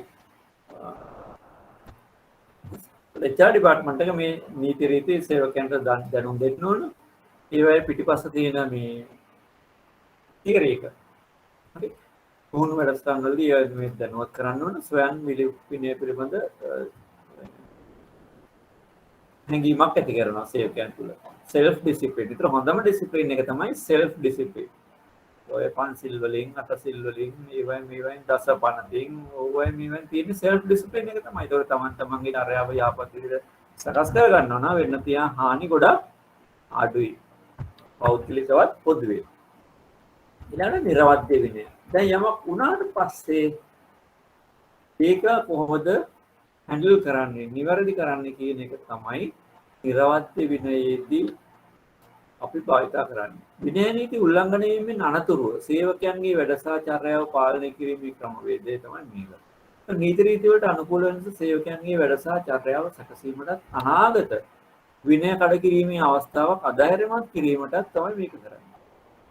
සේවකයන්ගෙන් හරි වැරදි වුණා. එතකොට නමුත් ඕගොල්ලෝ නැවත ඒ නීති රීති අනුව කටයුතු කරන්න ඕනේ. සමහරට ඒකට දඬුවමක් ලැබෙයි. ඒකට දඬුවමේ ප්‍රමාණය වෙච්ච වැරද්දේ ප්‍රමාණය මත සහ වෙන සාධක මත තීරණය වෙනවා. හැබැයි දඬුවමක් ලැබෙන්න ඕන. ඊට පස්සේ සේවකයෝ සාමාන්‍ය විදියට වැඩ කරගෙන යන්න ඕන. ඊළඟට ඒකේ පණිවිඩයක් දෙනවා. මේ අහවල් වැරද්ද කරොත් මේ අහවල් දඬුවම සේවකයන්ට ලැබෙනවා කියලා. ඒක රටේ නීති පද්ධතියේ තියෙන ඔක්කොම තමයි. නීති පද්ධතියේ තියෙන ඔක්කොම තමයි. දැන් පොලිසිය මාර්ග නීති දාලා ඉවරලා මේ රැකගෙන ඉන්නේ ඒක වළක්වන්න නෙමෙයි. නේද? රැකගෙන ඉන්නේ මාර්ග නීති කඩනවාද කියලා මේ දඩ ගහන්න විතරයි. මොකද ඒක වළක්වන්න ක්‍රියාමාර්ගය තමයි ගන්න ඕනේ. මොකද ඒක එක්තරාදීක ලොකු ආදායමක් නේ. දඩ කියන එක. නැත්නම් ඉතින් අර හොරෙන් හෙන්ගිලා බලාගෙන ඉන්න ඕනේ නෑනේ. ඒගොල්ලෝ එළියට පේන්න ඉන්නවා නම් මිනිස්සුන්ට කොහොම හරි මේ පොලිසිය ඉන්නවා කියලා බලාලා මේ නීතිය ආරක්ෂා කරනවා. කරන්නේ ඉතින් අර හොරෙන් හෙන්ගිලා ඉඳලා නීතිය කඩනකොටම දඩ ගන්නවා. ඒ වගේ දේවල් නෙමෙයි මේකෙදි බලාපොරොත්තු වෙන්නේ. ඇත්තටම මේක පිළිබඳ දැනුම්වත් කරලා සේවකයන්ව ඒකින් වළක්වා ගන්න එක අනාගතයේදී වැරද්දක් වෙනවා නම් යම් සේවකයෙක්ගෙන් ඒක වළක්වා ගන්න. එතන මේකේ අප්‍රෝචස් දෙකක් තියෙනවා. corrective discipline එකට කියන්නේ. එතන මේකේ අප්‍රෝචස් දෙකක් තියෙනවා. එකක් තමයි positive approach එක. positive approach එකේදී අපි සේවකයාව ප්‍රතික්ෂේප කරන්නේ නැහැ. හරිද? වැරද්ද ප්‍රතික්ෂේප කරලා අපි සේවකයාට යෝජනා කරනවා ඔයා මේක නොකර හිටියනම් ඊට වඩා හොඳයි කියලා. ඒකට යම් මට්ටමකට සේවකයා තුළ සහනදායී හැඟීමක් ඇති වෙනවා. සමහර වැරදි දිනක එහෙම කරන්න බැරි ඒවා. නමුත් සමහර වැරදි තියෙනවා ඒ වගේ කරන්න පුළුවන් ඒවා. ඒත් අපි ඒවට ගොඩක් වෙලාවට නොමිනල් නාමික දඬුවම් තමයි නියම කරන්නේ. නාමික දඬුවම් තමයි නියම කරන්නේ. ඒක මොකද ඒකට දඬුවමක් දෙන්න ඕන. දඬුවමක් දෙන්න. මොකද නාමික දඬුවම. නමුත් ඊට වඩා සේවකයා ස්වයංව මේ ලැජ්ජාවටපත් වීම තුළින් ඒක කිරීම බලක්වනවා. දැන් ඔය මේ මූලිකවම තියෙන්නේ මේ දරුවෝ සම්බන්ධයෙන් මේ ඊපෙරේද සම්බන්ධයෙන් වෛද්‍යවරයෙක් කියනවා දැන් දරුවන්ට දඬුවම් දීමේදී ශාරීරික දඬුවම් දෙන්න එපා කියනවා. නේ? ඒතර ශාරීරික දඬුවම් දීම තමයි කියන්නේ වේවැලෙන් තැලීම තමයි මේ අයහවාදී පිවිසුම නෙගටිව් අප්‍රෝච් එක. ඒතර ඒක වේවැලෙන් තැලුවම ළමයා තුළ ඇති වෙන්නේ ශාරීරික පීඩාවක් ඇති වෙනවා, තරහක් ඇති වෙනවා, දෙමෝපියන් සමග වෛරයක් ඇති වෙනවා. මොකද ඒක දිගින් දිගටම සිද්ධ වුණොත් එහෙම ඊටන්සේ ඒක බිහේවියර් එකක් බාටපත් වෙනවා. ඒතකොට එයා ප්‍රතික්ෂේප කිරීම, මොනන දීම, පෞරුෂ විද වැටීම වගේ ගොඩක් කරුණු සිද්ධ වෙනවා. ඒතකොට යහවාදී පිවිසුම කියන එක අපේක්ෂා කරන්නේ එයාට යම් කිසි ලැබෙන්න තියෙන ප්‍රතිලාභයක් වළක්වනවා. ඔයා මේ විදිහට හිටියොත් මේ දේ දෙනවා. මේ විදිහට හිටියේ නැති නිසා මේක දෙන්නේ නැහැ. අද ලැබෙන ප්‍රතිලාභය. උදාහරණයක් රස කැවිල්ලක් දෙන එක, කොහෙට හරි මුදුවරලකට උද්‍යානයකට එක්කන් යන එක, ඊව තමයි කියන්නේ. ඊව තමයි අපේක්ෂා කරන්නේ. ඔය නිසා තමයි පාසල් පද්ධතිය තුල වේවැල කියන එක ඉවත් කරලා තියෙන්නේ. ඒක ශාරීරික පීඩාවක් දරුවට. ඉගෙන ගන්නවා කියන එකත් එපා වෙනවා දැන්නේ. ඒක තුල වේවැල පාවිච්චි කරාම තවත් එපා වෙනවා. ඒක ලෝකෙම තුරන් වෙලා තියෙන්නේ නොය කියන කරුණ උඩ. ඒක යහවාදී පිවිසුම. හරි. අනෙක් එක අයහවාදී පිවිසුම අර කිව්වා වගේ මේ වැලෙත් තැලීම. දැන් ඕකම පාවිච්චි කරනවා මේ සතුන් පුරුදු කිරීමේදී. මම ඔයගලන්ට කිව්වා රීන්ෆෝස්මන්ට් කියන කාර්යයක් හදාගන්න. දැන් සතෙක් යමක් කරලාවම දැන් මුදු සිංහයා උදාහරණයක් විදිහට එයා ගිහිල්ලා අර නටලා මේ වලල්ලි පැනලා බෝලේ අල්ලලා ඒවම එයාට දෙනවා මාළුවෙක්. ඒත් එයා මේ මාළුවා ගන්න ඕන නිසා නැවත නැවත ඒ දේ කරනවා. ඒත් ඒක චර්යාවක් බවට පත් වෙනවා. ඒ අපේක්ෂාවක් ඇති කරනවා. අනිත් පැත්තෙන් නෙගටිව් රීන්ෆෝස්මන්ට් එක කරන්නේ යාව දඬුවම් කරනවා.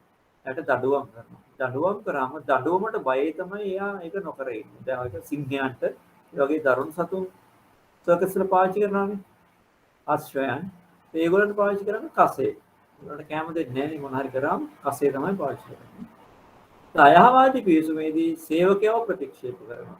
ඒකට ඒක පලි ගැනීම, ක්‍රෝධය, හිංසා කිරීම වගේ අනර්ථයන් කරන්නේ. ඒක තුලින් සේවකයාට ඇති වෙන්නේ තරහ, වෛරයක්.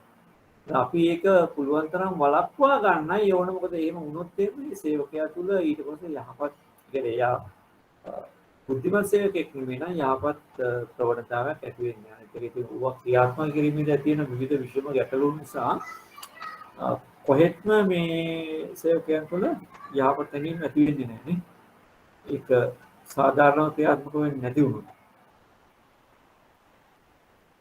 එතකොට මේ විනය පරිපාලනයේ තියෙනවා මේ රත්තු උදුන් රීතිය කියලා. hot stove HOT hot STOVE stove HOT hot STOVE stove hot stove rule.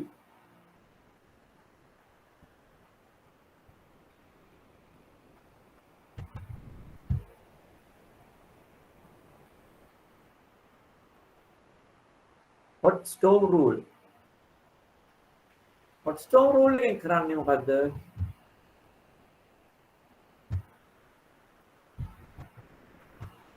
ඒක ප්‍රධානතම ප්‍රින්සිපල් එක මූල ධර්මයක් මේ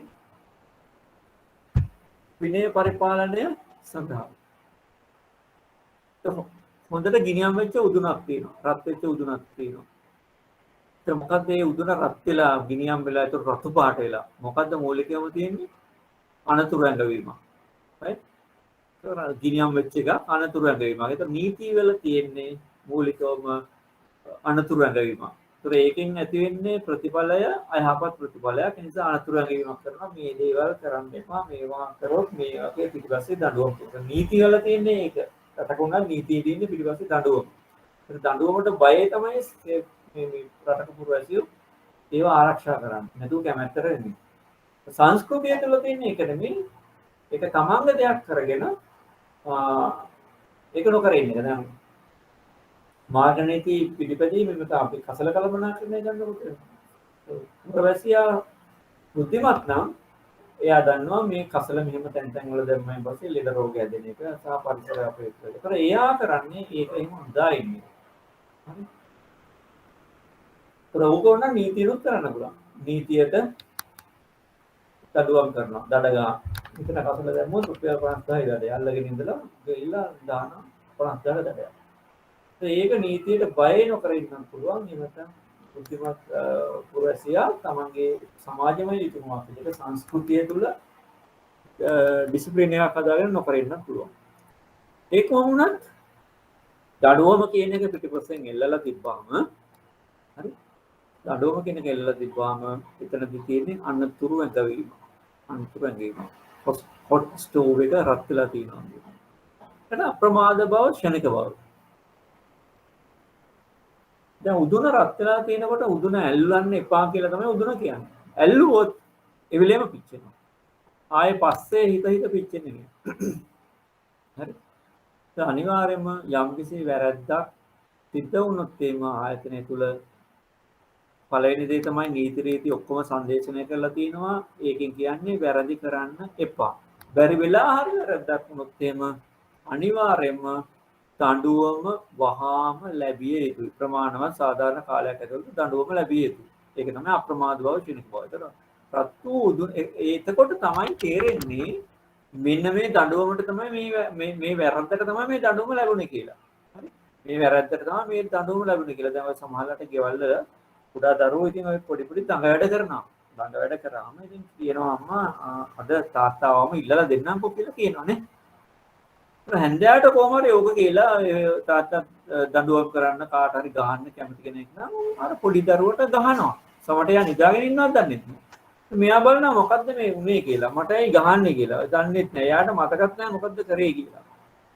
ඒක වැරදි. එයා කිසි දඬුවමක් දෙන්න ඕන නම් ඒ වෙලේම දෙන්න ඕන.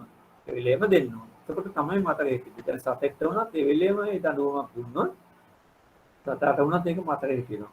ඒ අනිවාර්යයෙන්ම දඬුවම දැන් ඔය රටේ ගොඩක් වෙලාට තියෙන ගැටලු තමයි වැරද්ද සිද්ධ වෙලා අවුරුදු ගණනාවකට පස්සෙත් දඬුවම් නියම වෙන්නේ නැහැ. මම උදාහරණයක් ඔයගලන්ට කියන්න ඕනේ නැහැ. ඔයගලට තේරෙන්නේ නැහැ. එතකොට ඇති වෙන්නේ අර වින්දිතයන් තුල ඊළඟට ඒකට බැඳිච්ච පාර්ශ්ව තුල කලකිරීමක් තරහක් වෛරයක් ඇති වෙන්නේ. ගැටලු කියන එක හැමදාම ඇති වෙනවා. ඒක ඒ ගැටලු වලට පුළුවන් තරම් සාධාරණ මට්ටමේ විසඳුම් දෙන්න ඕන. ඒකට අනුරූපී බව. දැන් උදුන රත් වෙලා තියෙනකොට අපි උදුන ඇල්ලුවොත් ඇඟිලි වලින් පිච්චෙන්නේ ඇඟිලි ටික විතරයි. අතම පිච්චෙන්නේ නැහැ. ඊළඟට අපි අල්ලන් ඇල්ලුවොත් එimhe අල්ල පිච්චෙනවා. අපි බදාගත්තොත් ඒ බදාගත්තු ආත්ම පපුවේ සියල්ල පිච්චෙනවා. ඒතර මේ අනුරූපී බව කියන්නේ කරපු වැරැද්දේ ප්‍රමාණයට තමයි දඬුවම දෙන්න ඕනේ. වැරැද්දේ ප්‍රමාණයට තමයි දඬුවම දෙන්න ඕනේ. ඒක ඔයගලන්ට මෑතකදී හොඳ උදාහරණ තියෙනවානේ.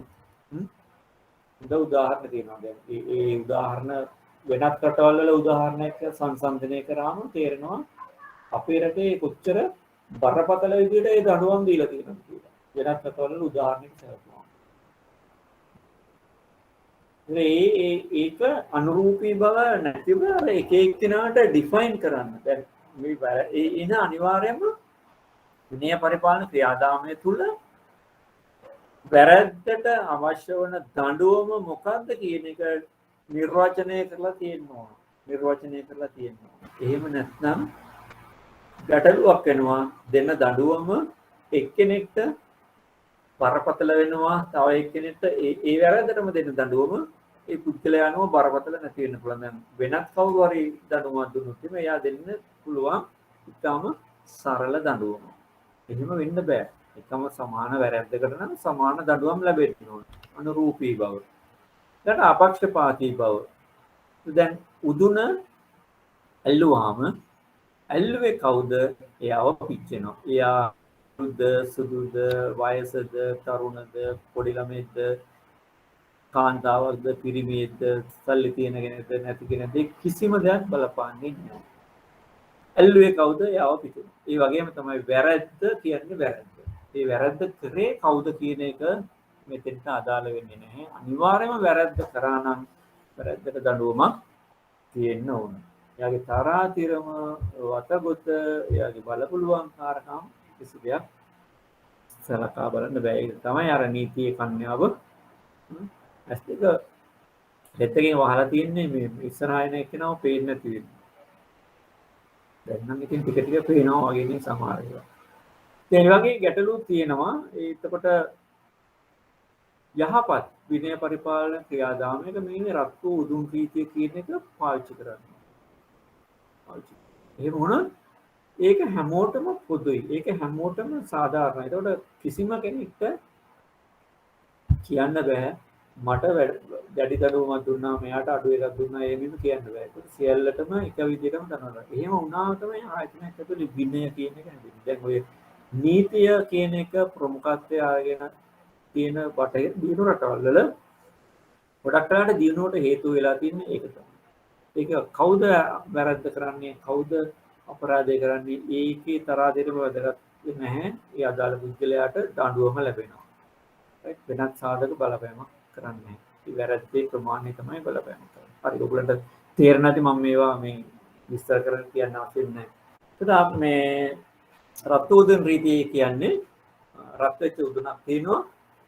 ඒකෙන් පණිවිඩයක් දෙනවා අනුතරදායකය කියලා. ඒ වගේම නීති රීති පද්ධතියක් තියෙනවා, විනය පරිපාලන පද්ධතියක් තියෙනවා, දඬුවම් තියෙනවා, සේවකයන්ට දැනුම් දීමක් කරනවා. මේවා කඩ කරන්න එපා, මේවා කඩ කරොත් දඬුවම් ලැබෙනවා කියලා අනුතුරු අඟවීමක් කරනවා. ඒ වගේම මේ දඬුවම් දීමේදී එහෙම නැත්නම් විනය පරිපාලන ක්‍රියාවලිය කිරීමේදී අර උදුන අල්ලනකොටම පිච්චෙනවා වගේ, අප්‍රමාදව වෙනවා වගේ යම් වැරද්දක් වෙච්ච ගමන්ම අදාළ ක්‍රියාමාර්ගය අරගෙන ඉක්මනටම ඒ දඬුවම දෙන එක හෝ නොදෙන එක කරන්න ඕන. right? විනය ක්‍රියාමාර්ගය ඉක්මනටම ගන්න ඕන අප්‍රමාදව. ඒ අනුරූපී බව කියන්නේ උදුන අල්ලනකොට අල්ලන ප්‍රමාණයට තමයි පිච්චෙන්නේ. අතින් ඇල්ලුවොත් ඇඟිලි වලින් ඇල්ලුවොත් ඇඟිලි, අල්ල සම්පූර්ණයෙන් ඇල්ලුවොත් එහෙම අත් දෙක ඔක්කොම එකතු කරලා බදාගත්තොත් ඒ විදිහට අනුරූප ප්‍රමාණයට පිච්චෙන. ඒ වගේම වැරැද්දේ ප්‍රමාණයට තමයි දඬුවම නියමයි. අනිත් එක තමයි අපක්ෂපාතී බව. කිසිම වෙලාවක වරදේ ස්වභාවය අනුව වැරදි කියලා පුද්ගලයාට දඬුවම් දෙන්න ඕන. ඒකේ වෙනත් සාධක බලපාන. ඇල්ලුව පුද්ගලයා උදුන ඇල්ලුව පුද්ගලයා කවුරු වුණත් පිච්චෙනවා. ඒකට වෙනත් සාධක බලපාන්නේ නැහැ. ඇල්ලුවේ කවුද ඒක පිච්චෙනවා. ඒ වගේම වැරද්ද කරේ කවුද යාට දඬුවම් දෙන්න ඕනේ. වෙනත් සාධක බලපාන්න බෑ. ඒක තමයි රත් උදුන් ප්‍රීතිය. වර්ධිත විනය. progressive discipline. එතකොට දැන් ආයතන වල පොඩි පොඩි වැරදි සිද්ධ වෙනවා නේ. දැන් සමහරවිට කලමනාකරු ලිඛිත වාචික දැනුම් දීමක් කරනවා. ඕගොල්ලෝ හෙට උදේ 8 වෙනකොට සියලු දෙනාම සේවයට වාර්තා කරන්න කියලා. ඒක සාමාන්‍යයෙන් තියෙනවනේ. සාමාන්‍යයෙන් තියෙනවනේ. ඒතර සමහර අය එන්නේ නැහැ. ඒතර දිගින් දිගටම මේක කරනවා. ඒතර පළවෙනි අවස්ථාවේදී අපිට පුළුවන් වාචිකව වාද කරන්න. දැන් අපි තුමු හෙට අපිට සේවයට වාර්තා කරන්න කියලා තියෙනවා සියලු දෙනාටම හරි වැදගත් කටයුත්තක් නිසා. කාට හරි එන්න බැරි වුණොත් ඒක එයාට වාචිකව වාද කරන්න පුළුවන්. එච්චරින් කියන්න පුළුවන්. මේ වැරද්දම දෙවෙනි වර වෙනවා නම් ලිඛිතව ඒ සේවකයාට දැනුම් දෙන්න පුළුවන්. අපිට යම් සේවකයෙක් 8ට සේවයට වාර්තා කරන්නේ නැහැ. හරිද? එයාට ඉස්සෙල්ලම කල්පනාකරු කතා කරලා කියනවා රයිට් ඔයාට බෑ ඕක කරන්න. ඔයා 8ට සේවයට වාර්තා කරන්න ඕනේ. එයා දෙවෙනි දවසට තේම කරන්නේ නැහැ. ඒකට එයාට ලිඛිතව දෙන්න පුළුවන් 8ට සේවයට වාර්තා කරන්න. ඒකට සේවකයාට යම් ගැටලුවක් තියෙනවා නම් එහෙම 8ට සේවයට වාර්තා කිරීම සම්බන්ධයෙන් මොනවා හරි පෞද්ගලික කරුණක්. අන්න ඒ වගේ වෙලාවට කලමනාකරුත් එක්කලා සාකච්ඡා කරලා යම්කිසි සහනදායී ක්‍රියාමාර්ගයකට එන්න පුළුවන්. අපි හිතමු යම්කිසි කෙනෙක්ගේ ගෙදර දරුවෙක් ඉන්නවා ආබාධිත දරුවෙක්. එයාට බෑ ඒ දරුවාගේ වැඩ කටයුතු ටික පක්ෂරි පිළිවිලක් කරන්නේ නැතුව රාජකාරියට වාරේ. ඒ වගේ මේ අතිසාධාරණ හේතුවක්. හරි. පුංචි දරුවෝ ඉන්නවා ඊළඟට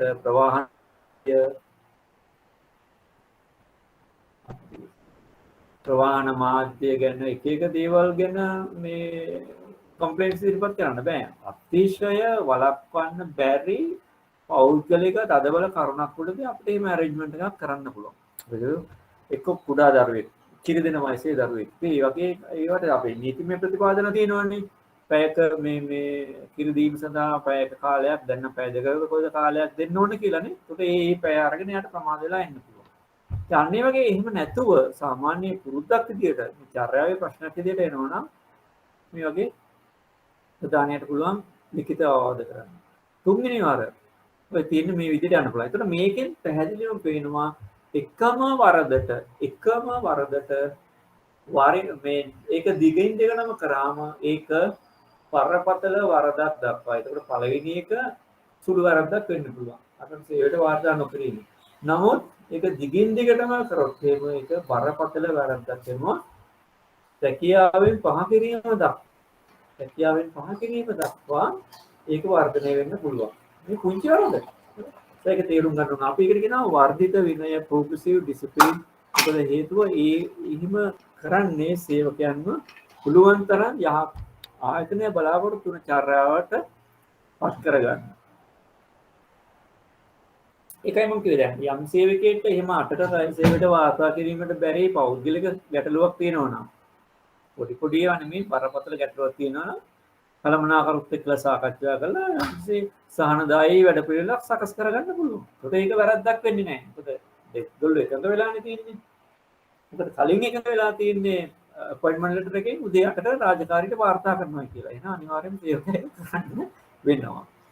දැන් තියෙන ලොකු ගැටලු තියෙනවා. ඉතින් ඔය ඒවත් අතර මේක කරන්න වෙනවා. ඒකට අපි කියනවා වර්ධිත විනය කියලා. තව එකක් තියෙනවා insubordination. කීකරු වීම. in subordination.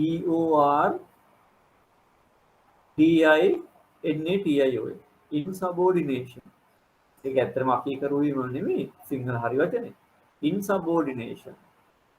මේක බරපතල වරදක්. මොකද හේතුව මේකෙන් කියන්නේ insubordination කියන්නේ යම් ප්‍රධානියෙක් විධිමත් ආකාරයට සේවකයාගේ හැකියාව තුළ ඉටු කළ හැකි කාර්යයක්.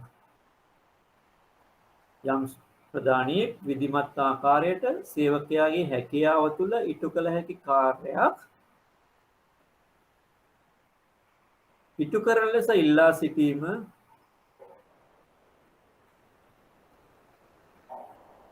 ඉටු කරන ලෙස ඉල්ලා සිටීමේදී සේවකයා විසින් එය පැහැර හැරීම.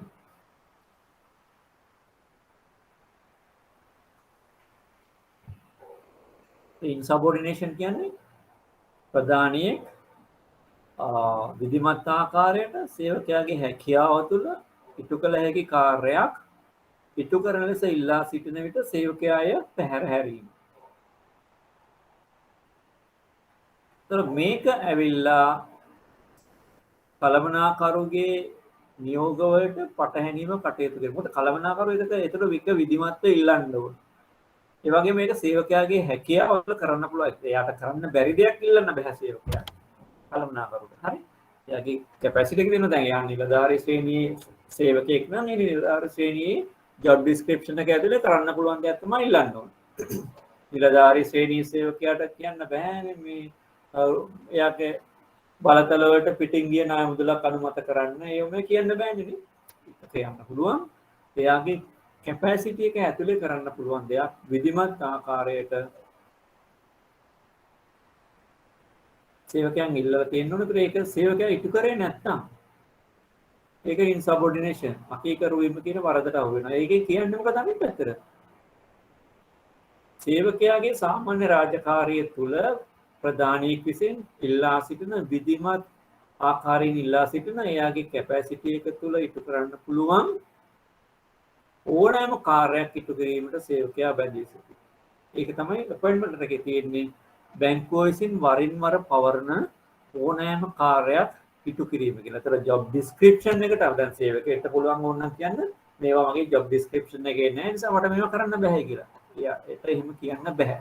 හේතුව අපොයින්ට්මන්ට් එකේ තියෙන වාක්‍යයක් වරින් වර සේවකයා බැංකුව විසින් ඉල්ලා සිටින ලබන අර තමන්ගේ ප්‍රමාණය ඉක්මවා නොවන ඒවා ඕනෑම කාර්යයක් ඉටු කිරීමට සේවකයා බැඳී සිටී. ඒක ඉටු නොකිරීම ඉන්සබෝඩිනේෂන්. ඔක ගොඩක් වෙලාවට එනවා ට්‍රාන්ස්ෆර්ස් වලදී. සේවකයන් මාරු කිරීමේදී. දැන් සේවකයෙක්ට කියනවා දුෂ්කර පළාතකට මාරුවක් ලබා දෙනවා. ඒ කියන්නේ ඒ විධිමත් ක්‍රියාමාර්ගය තුල එයා කවදාවත් දුෂ්කර ගිහිල්ලා නැහැ. ඒතකොට එයාට දැන් බැංකුවේ ප්‍රතිපත්තියක් තියෙනවා. දුෂ්කර ශාඛාවක වසර 5ක්වත් වැඩ කරන්න ඕන කියලා. ඒ යම් සේවකයෙක් මේ දුෂ්කර ශාඛාවට වාර්තා කරේ නැත්නම් සේවයට අන්න යා ඉන්සබෝඩිනේෂන් කියන වරදට අහු වෙනවා.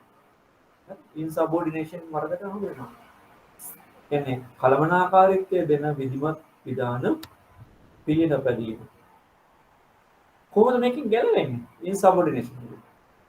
ඉන්සබෝඩිනේෂන් එකෙන් ගැලවෙන්න නම් ඒ ඉල්ලීම ඉටු කරන්න ඕන.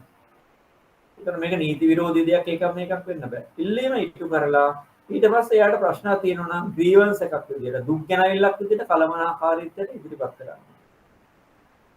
ඒක ඉන්සබෝඩිනේෂන් එකෙන් ගැලවෙන්න පුළුවන්. perform the duty ඉල්ලීම ඉටු කරනවා. එහෙම නැත්නම් රාජකාරී ඉටු කරනවා. යම් ගැටලුවක් තියෙනවා නම් දුක් ගැනවිල්ලක් විදියට කළමනාකාරීත්වයට ඉදිරිපත් කරනවා. දැන් මොනවද වෙන්නේ? එක්කෝ Taman දන්න දේශපාලකයෙක් එක්කෝ බැංකුවේ ලොක්කෙක් කවුරු හරි අල්ලගෙන අරක කැන්සල් කරගන්නවා නේ. ඒක තමයි දැන් වෙන්නේ. ඒතර ඒක කැන්සල් කරාම එතන රාජකාරී අවශ්‍යතාවයක් තියෙනවා නම් ඒකට තව වෙන කවුරු හරි ඒ වගේම සේවකයෙක්ව යොදවන්න සිද්ධ වෙනවානේ. ඒතර එයාටත් ඒ වගේ ප්‍රශ්න තිබුණා. එයාත් ගියේ නැත්නම් මොකද වෙන්නේ? ඔය විදිහට දිගින් දිගටම සේවකයෝ ඒ අදාළ රාජකාරී ස්ථානයට ගියේ නැත්නම් දුෂ්කර පළාතට මොකද වෙන්නේ? කොහොමද මේ පැත්තේ පුරවැසියන්ට අපි අපේ බැංකු සේවය ඉටු කරන්න? අපි ගුරුවරයෙක් කියන්නකො දුෂ්කර පළාතකට මාරු කරාම ගියේ නැත්නම් එහෙම කොහොමද මේ පැත්තේ දරුවන්ට අධ්‍යාපනය ලබා ගන්න තියෙන සමායිතිය තියනවද? නෑ නේ. අපි ඉතින් ඒක හිතනවා. අපි හිතුවා හරි මට යන්න බැරි බරපතල කාරණාවක් මේ දැන් ප්‍රතිපත්තිය අනුව බැංකුවේ ප්‍රතිපත්තිය අනුව මාරු කරාම මම යන්න ඕන. හැබැයි මේ වෙලාවේ මට තියෙන බරපතල පෞද්ගලික ප්‍රශ්නයක් නිසා යන්න බෑ. එහෙනම් කළමනාකාරීත්වයට එක්කලා සාකච්ඡා කරලා යම් කිසි ඒක දුක් ගැනවිල්ල. ඒක දුක් ගැනවිල්ල. යම් කිසි එකගාල්ට එන්න ඕන. හරි මේ බරපතල ප්‍රශ්නය ඉවර වෙච්ච ගමන් මම සේවයට වාර්තා කරනවා. ඒකෝට එතකන් කවුරු හරි සහන සේවය හරි කවුරු හරි වෙන කෙනෙක්ව යොදවනවා. පැහැදිලිනේ? ඒක තමයි සාමාන්‍යයෙන් ආයතනය තුළ සිද්ධ වෙන්නේ. ඒක එහෙම නොවුනොත් ඒක ඉන්සබෝඩිනේෂන්. ඉතින් ඕගොල්ලෝ දැන් කල්පනා කරලා බලන්න ඕගොල්ලෝ වැඩ කරන පරිසරය තුළ ඕගොල්ලන්ගේ ඇති කොච්චර ඉන්සබෝඩිනේෂන් කියන දේවල් සිද්ධ වෙනවද. ඒ ඔය හැම දෙයක්ම හරියට හරියන්නේ ආයතනය සාධාරණව ඔය කියන විනය පරිපාලන මූලධර්ම යටතේ කටයුතු කරනවා නම් විතරයි. ඉතින් ඒක ගැන මම දන්නේ නැහැ කියන්නේ. ඒක ගැන මම දන්නේ නැහැ කියන්න කොහොමද වෙන්නේ කියලා. හරි? අර යකාගේ ඇටේට විමානය කියන්නේ නේ. ඒ නිසා මේ ඒවා හරියට සිද්ධ වෙනවා නම් එතකොට අනිවාර්යයෙන්ම යන එක්කෙනාට අපි හිතමු වසර 3ක් මේ දුෂ්කර ශාඛාවක සේවය කරන්න ඕන. ඒතර වසර 3ක් කියලා කිව්වාම ඒතර යම් සේවකයෙක් වසර 3ක් ගියාම වසර 3 ඉවර වෙනකොට මේ සේවකයව ගන්න ඕන. ගොඩක් ගැටලු තියෙන්නේ. සේවකයාව මාරු කරායින් පස්සේ සේවකයාට එන්න බෑ. ඇයි වෙන කවුරුත් යන්නේ නැහැ. එහෙම වෙන්න බෑ. එහෙම වෙන්න බෑ. හරි. ඒවා ප්‍රායෝගික ප්‍රශ්න. ඊළඟට විනය පරිපාලන ක්‍රියාවලිය. විනය පරිපාලන ක්‍රියාවලිය. දැන් මේකේ නෑ පොඩ්ඩක් ඔයගොල්ලෝ සටහන් කරගන්න. විනය පරිපාලන ක්‍රියාවලිය. කොහොමද විනය පරිපාලන ක්‍රියාවලිය ක්‍රියාත්මක කරන්නේ?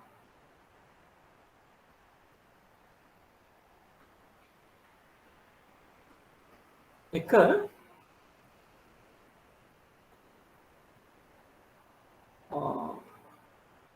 මූලික පරීක්ෂණයක් පැවැත්වීම PIR preliminary investigation report. මූලික පරීක්ෂණයක් පවත්වීම. දැන් අපි හිතමුකෝ ඒ කියන්නේ යම් වැරැද්දක් වාර්තා වුණාම ඒක වැරැද්දක්ද නැද්ද කියලා හොයලා බලන්න මූලික පරීක්ෂණයක් කරනවා. මූලික පරීක්ෂණයක් සිදු කිරීම.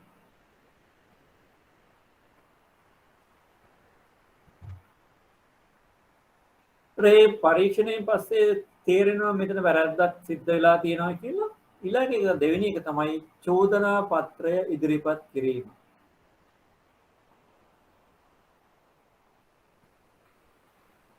ඒතර බැංකුවේ තියෙන ඒ නීති රීති ඒවා සඳහන් කරලා මේ නීති මේ රෙගියුලේෂන්ස් කඩලා තියෙනවා කියලා සේවකයාට චෝදනා කරලා චෝදනා පත්‍රයක් ඉදිරිපත් කරනවා. විනය පරිපාලන ක්‍රියාවලියේ දෙවෙනි එක තමයි විනය පරීක්ෂණ ක්‍රියාවලිය. විනය පරීක්ෂණ ක්‍රියාවලියේ දෙවෙනි එක තමයි චෝදනා පත්‍රය ඉදිරිපත් කිරීම. show cause letter කියන්නේ. තුන්වෙනි එක තමයි දින 14ක් ඇතුළත පිළිතුරු ලබා ගැනීම. ඒකට ඒකට කාලයක් දෙන්න ඕන. කාලයක් දුන්නාම ඒ කාලේ සාමාන්‍යයෙන් දින 14ක් වැඩ කරන දින 14ක් ඇතුළත පිළිතුරු ලබා දෙන්න කියලා සේවකයාට කියනවා.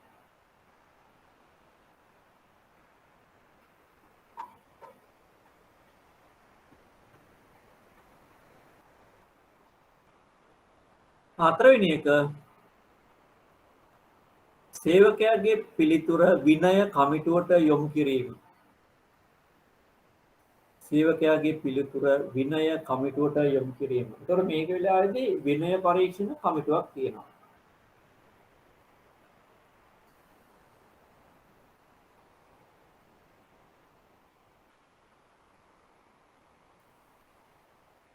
සේවකයාගේ පිළිතුර විනය කමිටුවට යොමු කිරීම.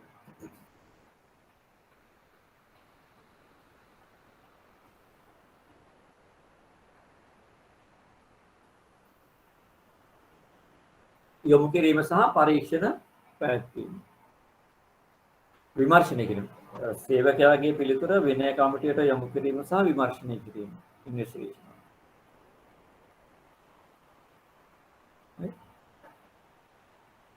සේවකයා පිළිතුරු ලබා ඒකටම සේවකයා පිළිතුරු ලබා දෙන ආකාරය අනුව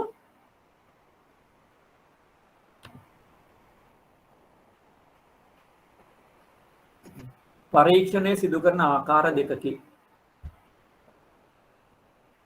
සේවකයා පිළිතුරු ලබා දෙන ආකාරය අනුව පරීක්ෂණය සිදු කරන ආකාර දෙකකි. එක ලඝු පරීක්ෂණය summary investigation ලඝු පරීක්ෂණය.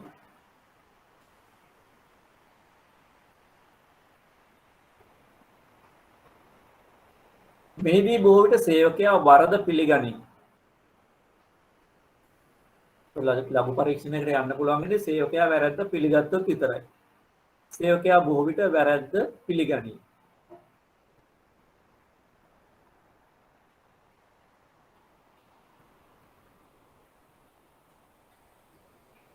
විනය කමිටුව ඊට අදාළ සුදුසු දඬුවමක් ලබා දෙයි. විනය කමිටුව ඊට අදාළ සුදුසු දඬුවමක් ලබා දෙයි.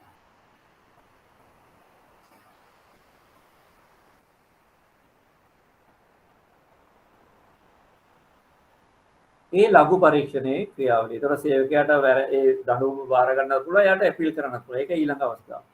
දෙවෙනි එක විධිමත් පරීක්ෂණය. පළවෙනි එක ලඝු පරීක්ෂණය, දෙක විධිමත් පරීක්ෂණය.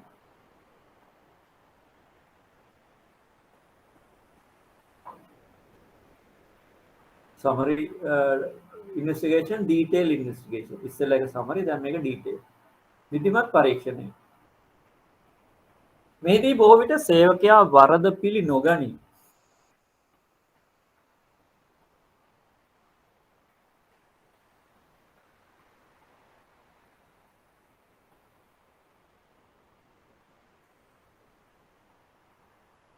එහිදී ආයතනය බැංකුවනේ අපේද? එහිදී ආයතනය බාහිර විමර්ශකයෙක් හරහා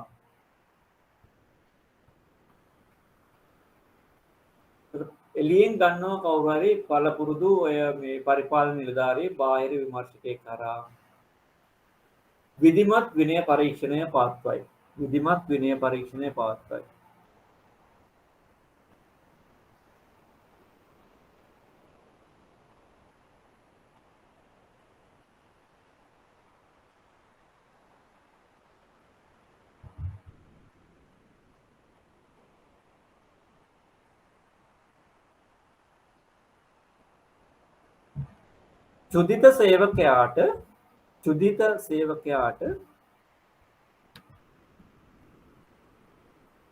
චුදිත සේවකයාට රැකවල් නිලධාරී ඩිෆෙන්ඩන්ට් ඔෆිසර් රැකවල් නිලධාරී එයා හරියට මේ සේවක අර මේ චුදිත සේවකයාගේ ලෝයර් වගේ. ඒක ඇතුළේ මේ කෙනෙක් තමයි ඉන්නේ ගොඩක් වෙලාට වෘත්තීය සමිතියේ නිලධාරී එක. රැකවල් නිලධාරී බොහෝ විට වෘත්තීය සමිති නිලධාරී.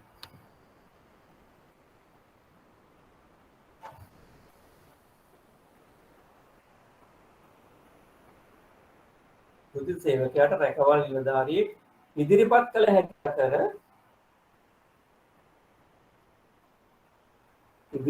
හැකි අතර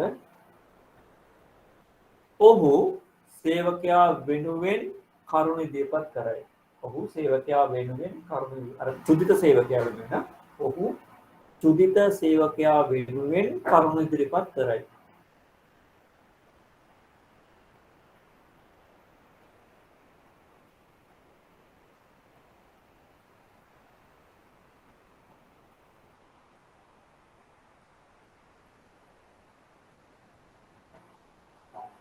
පරීක්ෂණය අවසන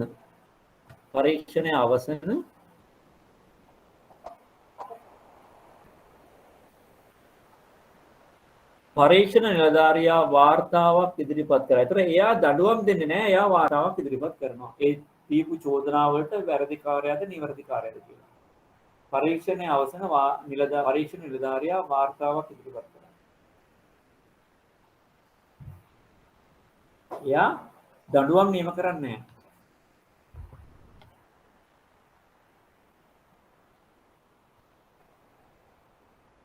පරීක්ෂණ වාර්තාව මත පදනම්ව විනය කමිටුව දඬුවම් තීරණය කරයි. පරීක්ෂණ වාර්තාව මත පදනම්ව විනය කමිටුව දඬුවම් තීරණය කරයි. ඒකට දඬුවම් තීරණය කරන්නේ බැංකුවේ විනය කමිටුව. පරීක්ෂණ වාර්තාව මත පදනම්ව. පැහැදිලිද? මම නැවත කියන්නම්. විනය පරීක්ෂණ ක්‍රියාවලියේදී ඉස්සෙල්ලම සිද්ධ වෙන්නේ වැරද්දක් වෙලා කියලා දැනගත්තාම මූලික පරීක්ෂණයක් කරනවා. preliminary investigation එක. ඒතකොට ඒක කරන්නේ ගොඩක් වෙලාවට අර වැරද්ද කරපු ශ්‍රේණියේ නිලධාරියාට සමාන හරි ඉහළ හරි ශ්‍රේණියේ නිලධාරියෙක්. අපි තුමු කළමනාකරුවෙක් වැරද්දක් කරා කියලා. ඒතකොට කළමනාකාර ශ්‍රේණිය හෝ ඊට ඉහළ නිලධාරියෙක් තමයි බොහෝ විට මූලික පරීක්ෂණය කරන්නේ. මූලික පරීක්ෂණය කරලා ඉවරලා ඒක කරනවා විනය පරීක්ෂණ දෙපාර්තමේන්තුවට ඊළඟට මොකද කරන්නේ? විනය පරීක්ෂණ දෙපාර්තමේන්තුවෙන් චෝදනා පත්‍රයක් ඉදිරිපත් කරනවා අරගෙන තියෙන කරුණු මත. දැන් මූලික පරීක්ෂණයේදී එහෙම දෙයක් නැහැ කියලා ඔක්කොනොත් එimhe එතනින් එහාට යන්නේ නැහැ. චෝදනා පත්‍රයක් ඉදිරිපත් කරනවා. ඒතර සේවකයා චුදිත සේවකයා දවස් 14ක් ඇතුළත මේ චෝදනා පත්‍රයට පිළිතුරු ලබා දෙනවා වැරදි පිළිගන්නවද නැත්ද එහෙම කියන කරුණු මත. හරි. ඊළඟට කරන්නේ ඒ පිළිතුරු මත පදනම් වෙලා ආකාර දෙකකට මේ ඉදිරි පරීක්ෂණ යනවා. ඒතර අපි හිතමු සේවකයා වැරදි පිළිගන්නවා නම් ලඝු පරීක්ෂණයක් මගින් විනය කමිටුව ලඝු පරීක්ෂණයක් මගින් දඬුවම් ලබා දෙනවා. සේවකයා වැරද්ද පිළිගන්නේ නැත්නම් විනය කමිටුව මේක දානවා ඔයාලට විධිමත් පරීක්ෂණයට. ඒතර පිටස්තර බාහිර පරීක්ෂණ නිලධාරියෙක් අරගෙන නඩුව අහනවා වගේ මේ විධිමත් පරීක්ෂණය යනවා. ඒතර සේවකයාට පුළුවන් චුදිත සේවකයාට පුළුවන් තමන් නියෝජනය කරන බොහෝ විට තමන් නියෝජනය කරන වෘත්තීය සමිතියෙන් රැකවල් නිලධාරී ඉදිරිපත් කරලා එයාගේ හරහා මේ අදාළ කරුණු එයාට ඉදිරිපත් කරන්න ඕන කරුණු ඉදිරිපත් කරන සේවකයාගේ ආරක්ෂාව වෙනවා. මේ විභාගයේ අවසානයේදී පරීක්ෂකවරයා වාර්තාවක් ලබා දෙනවා බැංකුවේ විනය පරීක්ෂණ දෙපාර්තමේන්තුවට.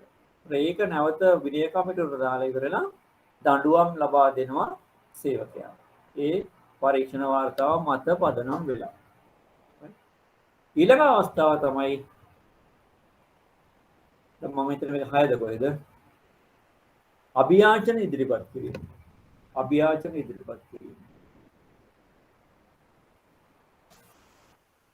ඒතර ඕනම දඬුවමක් ලැබිච්ච සේවකයෙක්ට අයිතියක් තියෙනවා අපීල් එකක් දාන්න. අපීල් එකක් දාන්න. ඒතර ඒක දැන් අර කලින් විනය කමිටුවට වඩා වැඩි බලතල තියෙන විනය කමිටුවකින් ඒ දඬුවම නැවත සලකා බලලා එක්ක දඬුවම ස්ථිර කරනවා, එක්ක දඬුවම ලිහිල් කරනවා, එක්ක දඬුවම ඉවත් කරනවා. හරිය තුන එකක් කරනවා. පැහැදිලිද? අභියාචන ඉදිරිපත් කිරීම. ඒකට වැඩි බලතල තියෙන විනය කමිටුවකින් මේ දෙයිතු දැන් සාමාන්‍ය ලංකාවේ අධිකරණ ක්‍රමයේ තුල තියෙන ක්‍රියාවලියම තමයි. පහළ අධිකරණයක තීන්දුවක් ඉහළ අධිකරණයේදී අභියාචනය කරලා ඒක සම්බන්ධයෙන් වෙනස් තීන්දුවක් සමානට ලබා ගන්න පුළුවන්. සමහරවිට ඒ තීන්දුවම ස්ථිර කරයි, එහෙම නැත්නම් ඒක ලිහිල් කරයි, එහෙම නැත්නම් ඒක ඉවත් කරයි. ඔය අවස්ථා තුන එකක් තමයි වෙන්නේ. මේක තමයි විනය පරීක්ෂණ ක්‍රියාවලිය ආයතනයක් තුළ සිද්ධ වෙන්නේ. ඊළඟ දඬුවම් ලබා දීම. right? විනය වැරදි සහ දඬුවම්. විනය වැරදි මූලිකම ආකාර දෙකක් තියෙනවා. එකක් තමයි බරපතල විෂමාචාර, අනිත් එක තමයි බරපතල නොවන විෂමාචාර. mal practices. අපි එකට කියනවා මේ grave misconduct. බරපතල විෂමාචාර. grave misconduct. grave grave misconduct. grave misconduct. බරපතල නොවන ඒවා තමයි minor misconduct.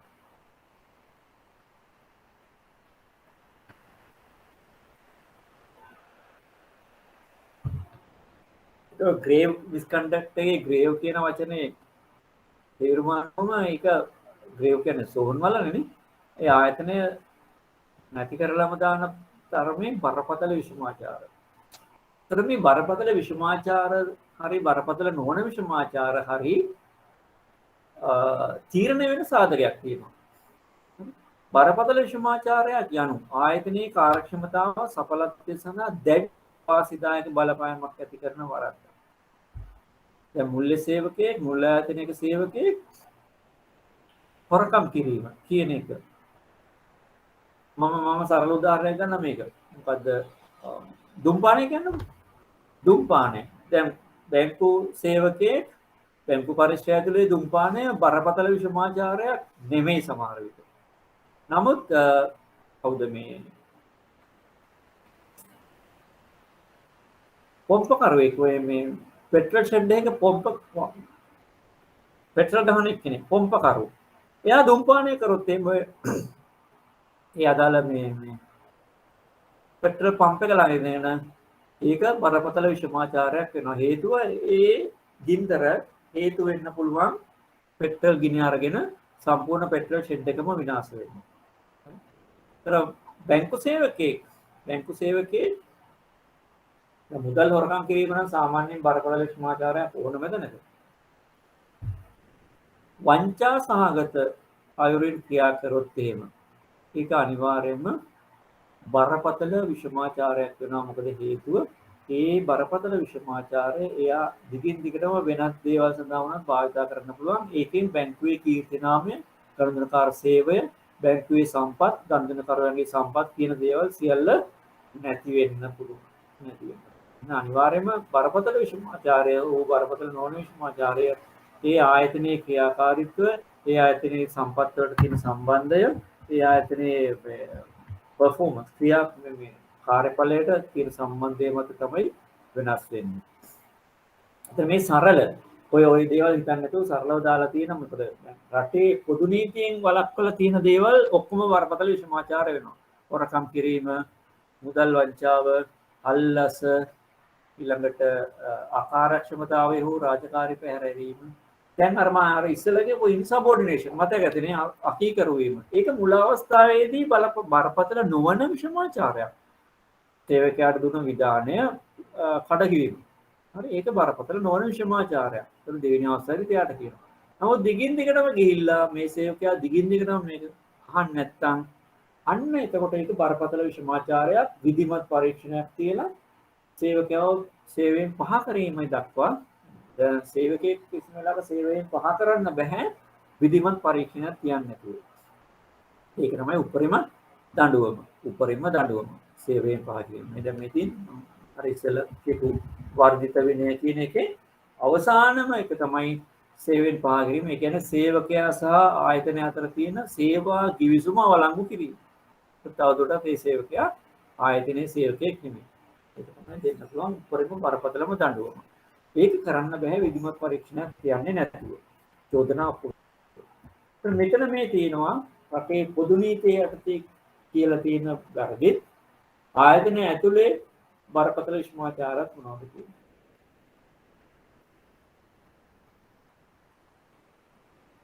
මේකෙන් ප්‍රධානිකගේ යුක්ති සහගත නීත්‍යානුකූල නියෝගයට උපදේශයකට තනි වූ අන්‍ය සමග එකතු වී පිළිනොගැනීම ක්‍රියාවේ යෙදීම පැහැරීම හෝ ප්‍රතික්ෂේප කිරීම ඉන්සබෝඩිනේෂන්. ඒත් මේක බරපතල විෂමාචාරය දිගින් දිගටම කරාම බරපතල නොවන විෂමාචාරය අනුව ආයතනයේ කාර්යක්ෂමතාවය හෝ ඵලදායීතාවයට ප්‍රබල අවාසිදායක බලපෑමක් නොවන සුළු ක්‍රියාවක්. ප්‍රමාද වී රැකියාවට පැමිණීම. එතකොට මේ ප්‍රමාද වී රැකියාවට පැමිණීම කියන එකත් බරපතල විෂමාචාරයක් වෙනවා. දිගින් දිගටම මේක කරලා ආයතනයේ ඵලදායීතාවයට බලපෑමක් ඇති වෙනවා. ගලයිට්ලා මේ සේවකේ ප්‍රමාද වී සේවයට වාර්තා කිරීම වැරද්දක් නෙමෙයි. ඊළඟට අවසර නැමැතිව වැඩ නොබැමි ඇබ්සන්ටිසම් ඒ වගේ ඒවා. නමුත් බැංකුවේ නම් ඇබ්සන්ටිසම් කියන එක කිසිම වෙලාවක මේ බරපතල නොවන විෂමාචාරයක් විදිහට සලකන්නේ නැහැ.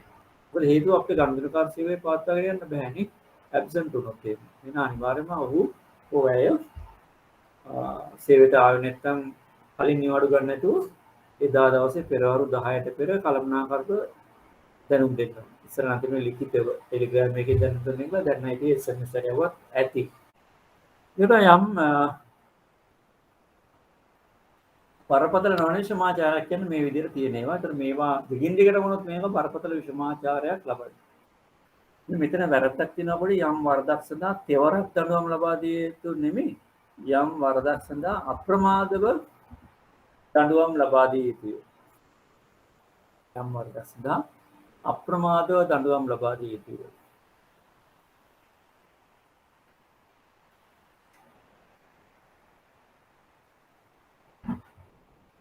මේ තමයි දෙන්න පුළුවන් දඬුවම්.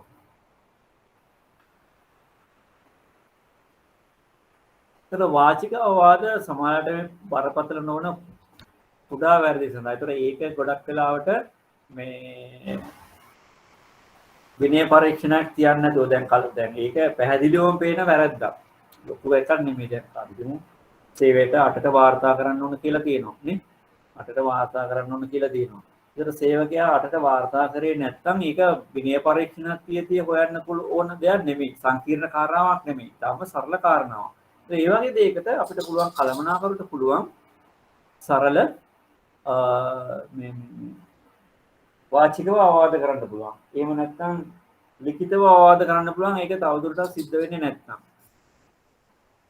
දැන් අපිට මේක දිගින් දිගටම කියලා බරපතල එකක් වුණා කියලා. බරපතල සමාචාරයක්.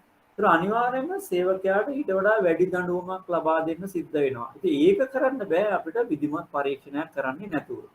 එහෙම නැති ඔප්පු කරන්න ඕන දවස් කීයක් පෙරදීට ප්‍රමාණ වෙලා සේවයට වාර්තා කරලා තියෙනවද තව මොනවද කියන එක ඒවා ඉතින් තීරණය කරන්න ඕන විධිමත් පරීක්ෂණයක් තියලා.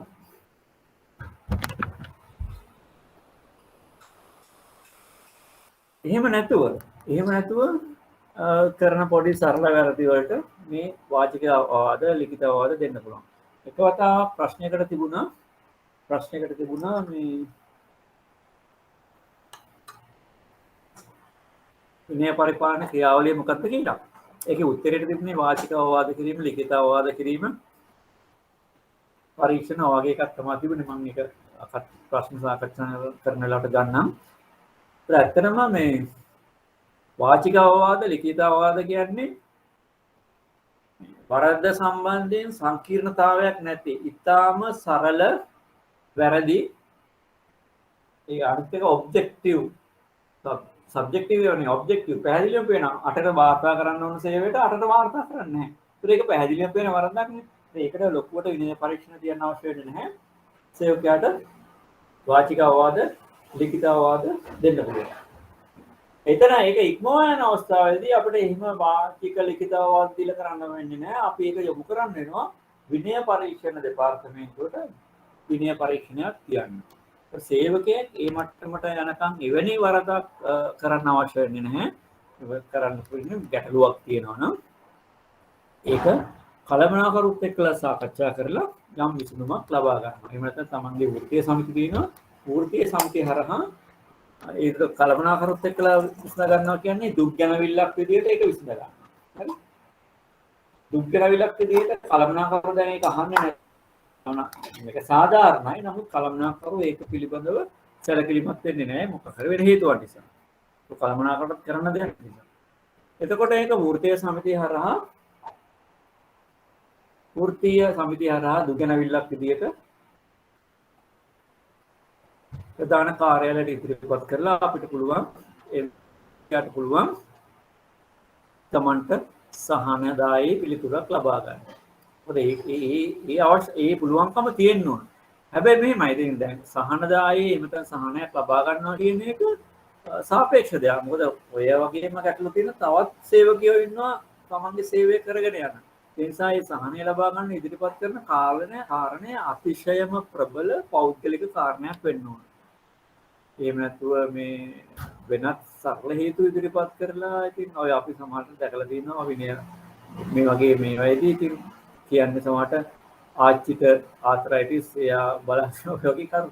ඒවා ඉතින් සාධක නෙමෙයි. දැන් Tamanටම ඉන්නවනම් දරුවෙක් ආබාධ වෙලා එයාගෙන් මවට ඈත් වෙලා ඉන්න බෑ ගොඩක් වෙලා. හරි? රාජකාරී කරන්නත් ඕන. නමුත් මවට ගොඩක් ඈත් වෙලා ඉන්න බෑ. අන්න ඒ වගේ වෙලාවට සහනයක් දෙන්න. පැහැදිලිද?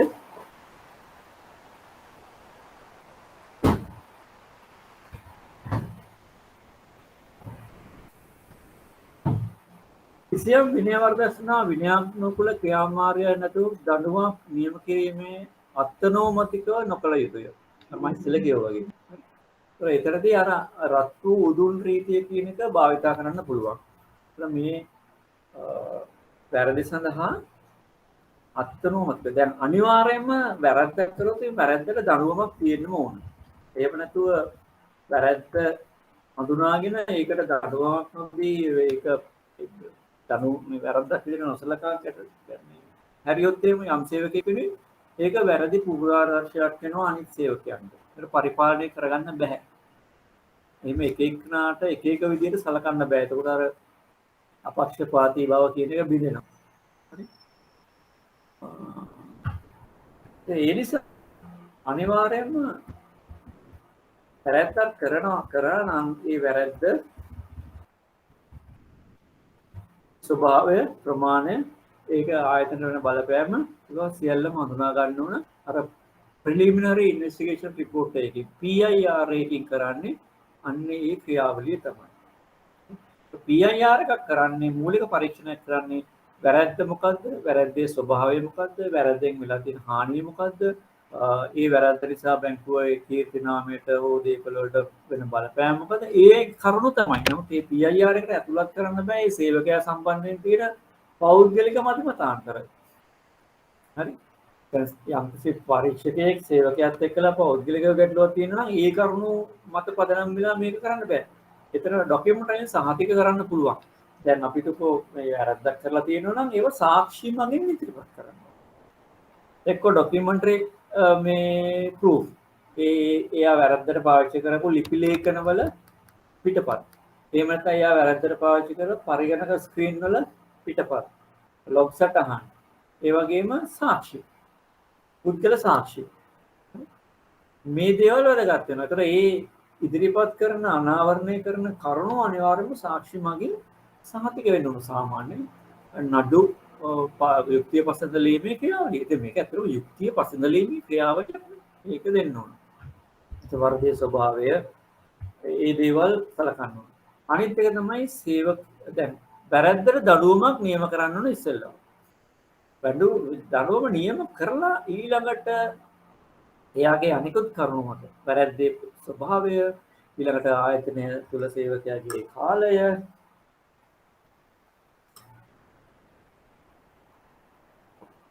එයා කලින් කරන ලද වැරදි මේක වැදගත් වෙනවා. අපි හිතුව මේ සේවකයා ඉස්සෙල්ලාම වැරද්දක් කළා තියෙනවා. නමුත් එයාගේ පාස් හිස්ටරි එක රෙකෝඩ් එක හොඳ නැත්තම් ඒතකොට අර දඬුවම් දෙන පුද්ගලයාට යම් තීරණයක් ගන්න පුළුවන් වෙනවා මෙයා දිගින් දිගටම මෙවැනි වැරදි වලට වැරදි කරන්න පෙළඹෙච්ච සේවකයෙක් කියලා. ඒතර ඒකෙදී අද වර්ධිත විනය කියන එකේ යම් සම්බන්ධයක් තියෙනවා. මොකද එකම වැරද්ද නම් දිගින් දිගටම කරලා තියෙන්නේ. එහෙනම් දඬුවම් ලබා දීමේදී ඒ වැරද්දට ඊළඟට දෙන්න තියෙන දඬුවම තමයි දෙන්න ඕනේ. හරි? ඒතර එකම වැරද්ද දිගින් දිගටම සේවකයෙක් කරනවා නම් එතන ලොකු ගැටලුවක් තියෙනවා. ඒකෙදී සේවකයාව ආයතනයෙන් ඉවත් කිරීම දක්වා ක්‍රියාමාර්ගයකට ආයතනය යන්න ඕන. එහෙම නැත්නම් සේවකයා වෙනස් වෙන්න ඕන. ආයතනයට අනුව සේවකයා වෙනස් වෙනවා නිසා සේවකයාට අනුව ආයතනය වෙනස් වෙන්නේ නැහැ. එහෙම වුණොත් ආයතනය පාලනය කරගන්න බෑනේ. හැබැයි ඉතින් ආයතනයේ නීති රීති සකස් කරගන්නේම සාකච්ඡා කරලා සියල්ලන්ටම එකඟ වෙන්න පුළුවන් ආකාරයට සේවකයන්ට බරපතල හානියක් නොවන ආකාරයට සකස් කරගන්න ඕනේ. ඒක වෙනම දෙයක් යුනියන් එකට සාකච්ඡා කරලා සේවකයන්ගේ ජීවිතවලට සේවකයන්ගේ ශරීරාංගවලට හානි වන ක්‍රියාවල සේවකයන්ව නිරත කරන්න බෑ. හරිද? ඒ වගේ වෙලාවට අවශ්‍ය විධිවිධාන ගන්න ඕන පුළුවන් තරම් සේවකයන්ගේ ආරක්ෂාව සම්බන්ධයි. ඔය සේවකයන්ගේ ආරක්ෂාව සහ සුඛසාධන කියන්නේ බරපතල මානව සම්පත් කළමනාකරන කාර්යයක්. කලින් කරලද වැරදිසා ඒවයි ස්වභාවය. කලින් කරලද වැරදි වලට දඩුවම් පමුණවා ඇති දඩුවම්. ඒතර මේකට යම් පෙළඹවීමක් තියෙනවද? ඔය කියන කරුණු සලකලා බලලා දඩුවමේ ප්‍රමාණය ස්වභාවය වෙනස් කරන්න පුළුවන්. හරි?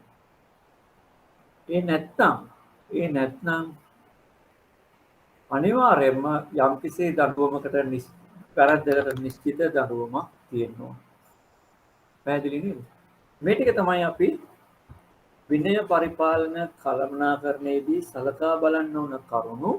මේක මතක තියාගන්න අනිවාර්යයෙන්ම සේවකයාගේ චර්යාව යහපත් පැත්තට ගන්න ක්‍රියාවලියක් නිසා. ඔය අපේ අධිකරණ පද්ධතිය තුළ මේ බන්ධනාකාර ක්‍රමය තුළ තියෙන්නේ ඒ වැරද්ද කරපු පුද්ගලයාව සමාජයෙන් ඈත් කළා ඔහු නිවැරදි කරු විදිහට සමාජගත කිරීමනේ. ලංකාවේ ඒක කොච්චර දුරට සිද්ධ වෙනවද කියන එක ඕගොල්ලෝ තේරුම් ගන්න. මේකෙදිත් වෙන්නේ එහෙමයි. මේකෙදිත් වෙන්න ඕන සේවකයාව ඒ වැරද්දෙන් මුදවාගෙන නැවත වූ යහපත් සේවකයෙක් බවට පරිවර්තනය කරලා ආයතනය තුළ රාජකාරී යෙදවීම. එහෙම නැත්නම් ඔහු තවදුරටත් වඩා හානිකර සේවකයෙක් බවට පත් කරන එක නෙමෙයි. එහෙම කරන්න බෑ. මොකද ආයතනයට ලොකු හානියක් අවසානයේදී සේවකයාගේ සේවයෙන් ඉවත් කරන එක තමයි සිද්ධ වෙන්නේ. ඒක ආයතනයට ඇත්තට හොඳ නැහැ. සේවකයන්ව සේවයෙන් නිරන්තරයෙන්ම අයින් කරනවා කියන්නේ යම් ආයතනයක ආයතනයේ කීර්ති නාමයට ඒක හොඳ නැහැ. අපි පුළුවන් තරම් උත්සාහ කරනවා සේවකයාව ආයතනික ක්‍රියාදාමය තුළ යහපත් සේවකයෙක් බවට පරිවර්තනය කරනවා. අර කවුන්සලින් උපදේශනයේදීත් අපි උත්සාහ කරන්නේ පුළුවන් තරම් සේවකයාගේ අර මානසික ගැටලුව සමනය කරලා ඒ අයහපත් සේවකයා සාමාන්‍ය සේවකයෙක් බවට පරිවර්තනය කරගන්න.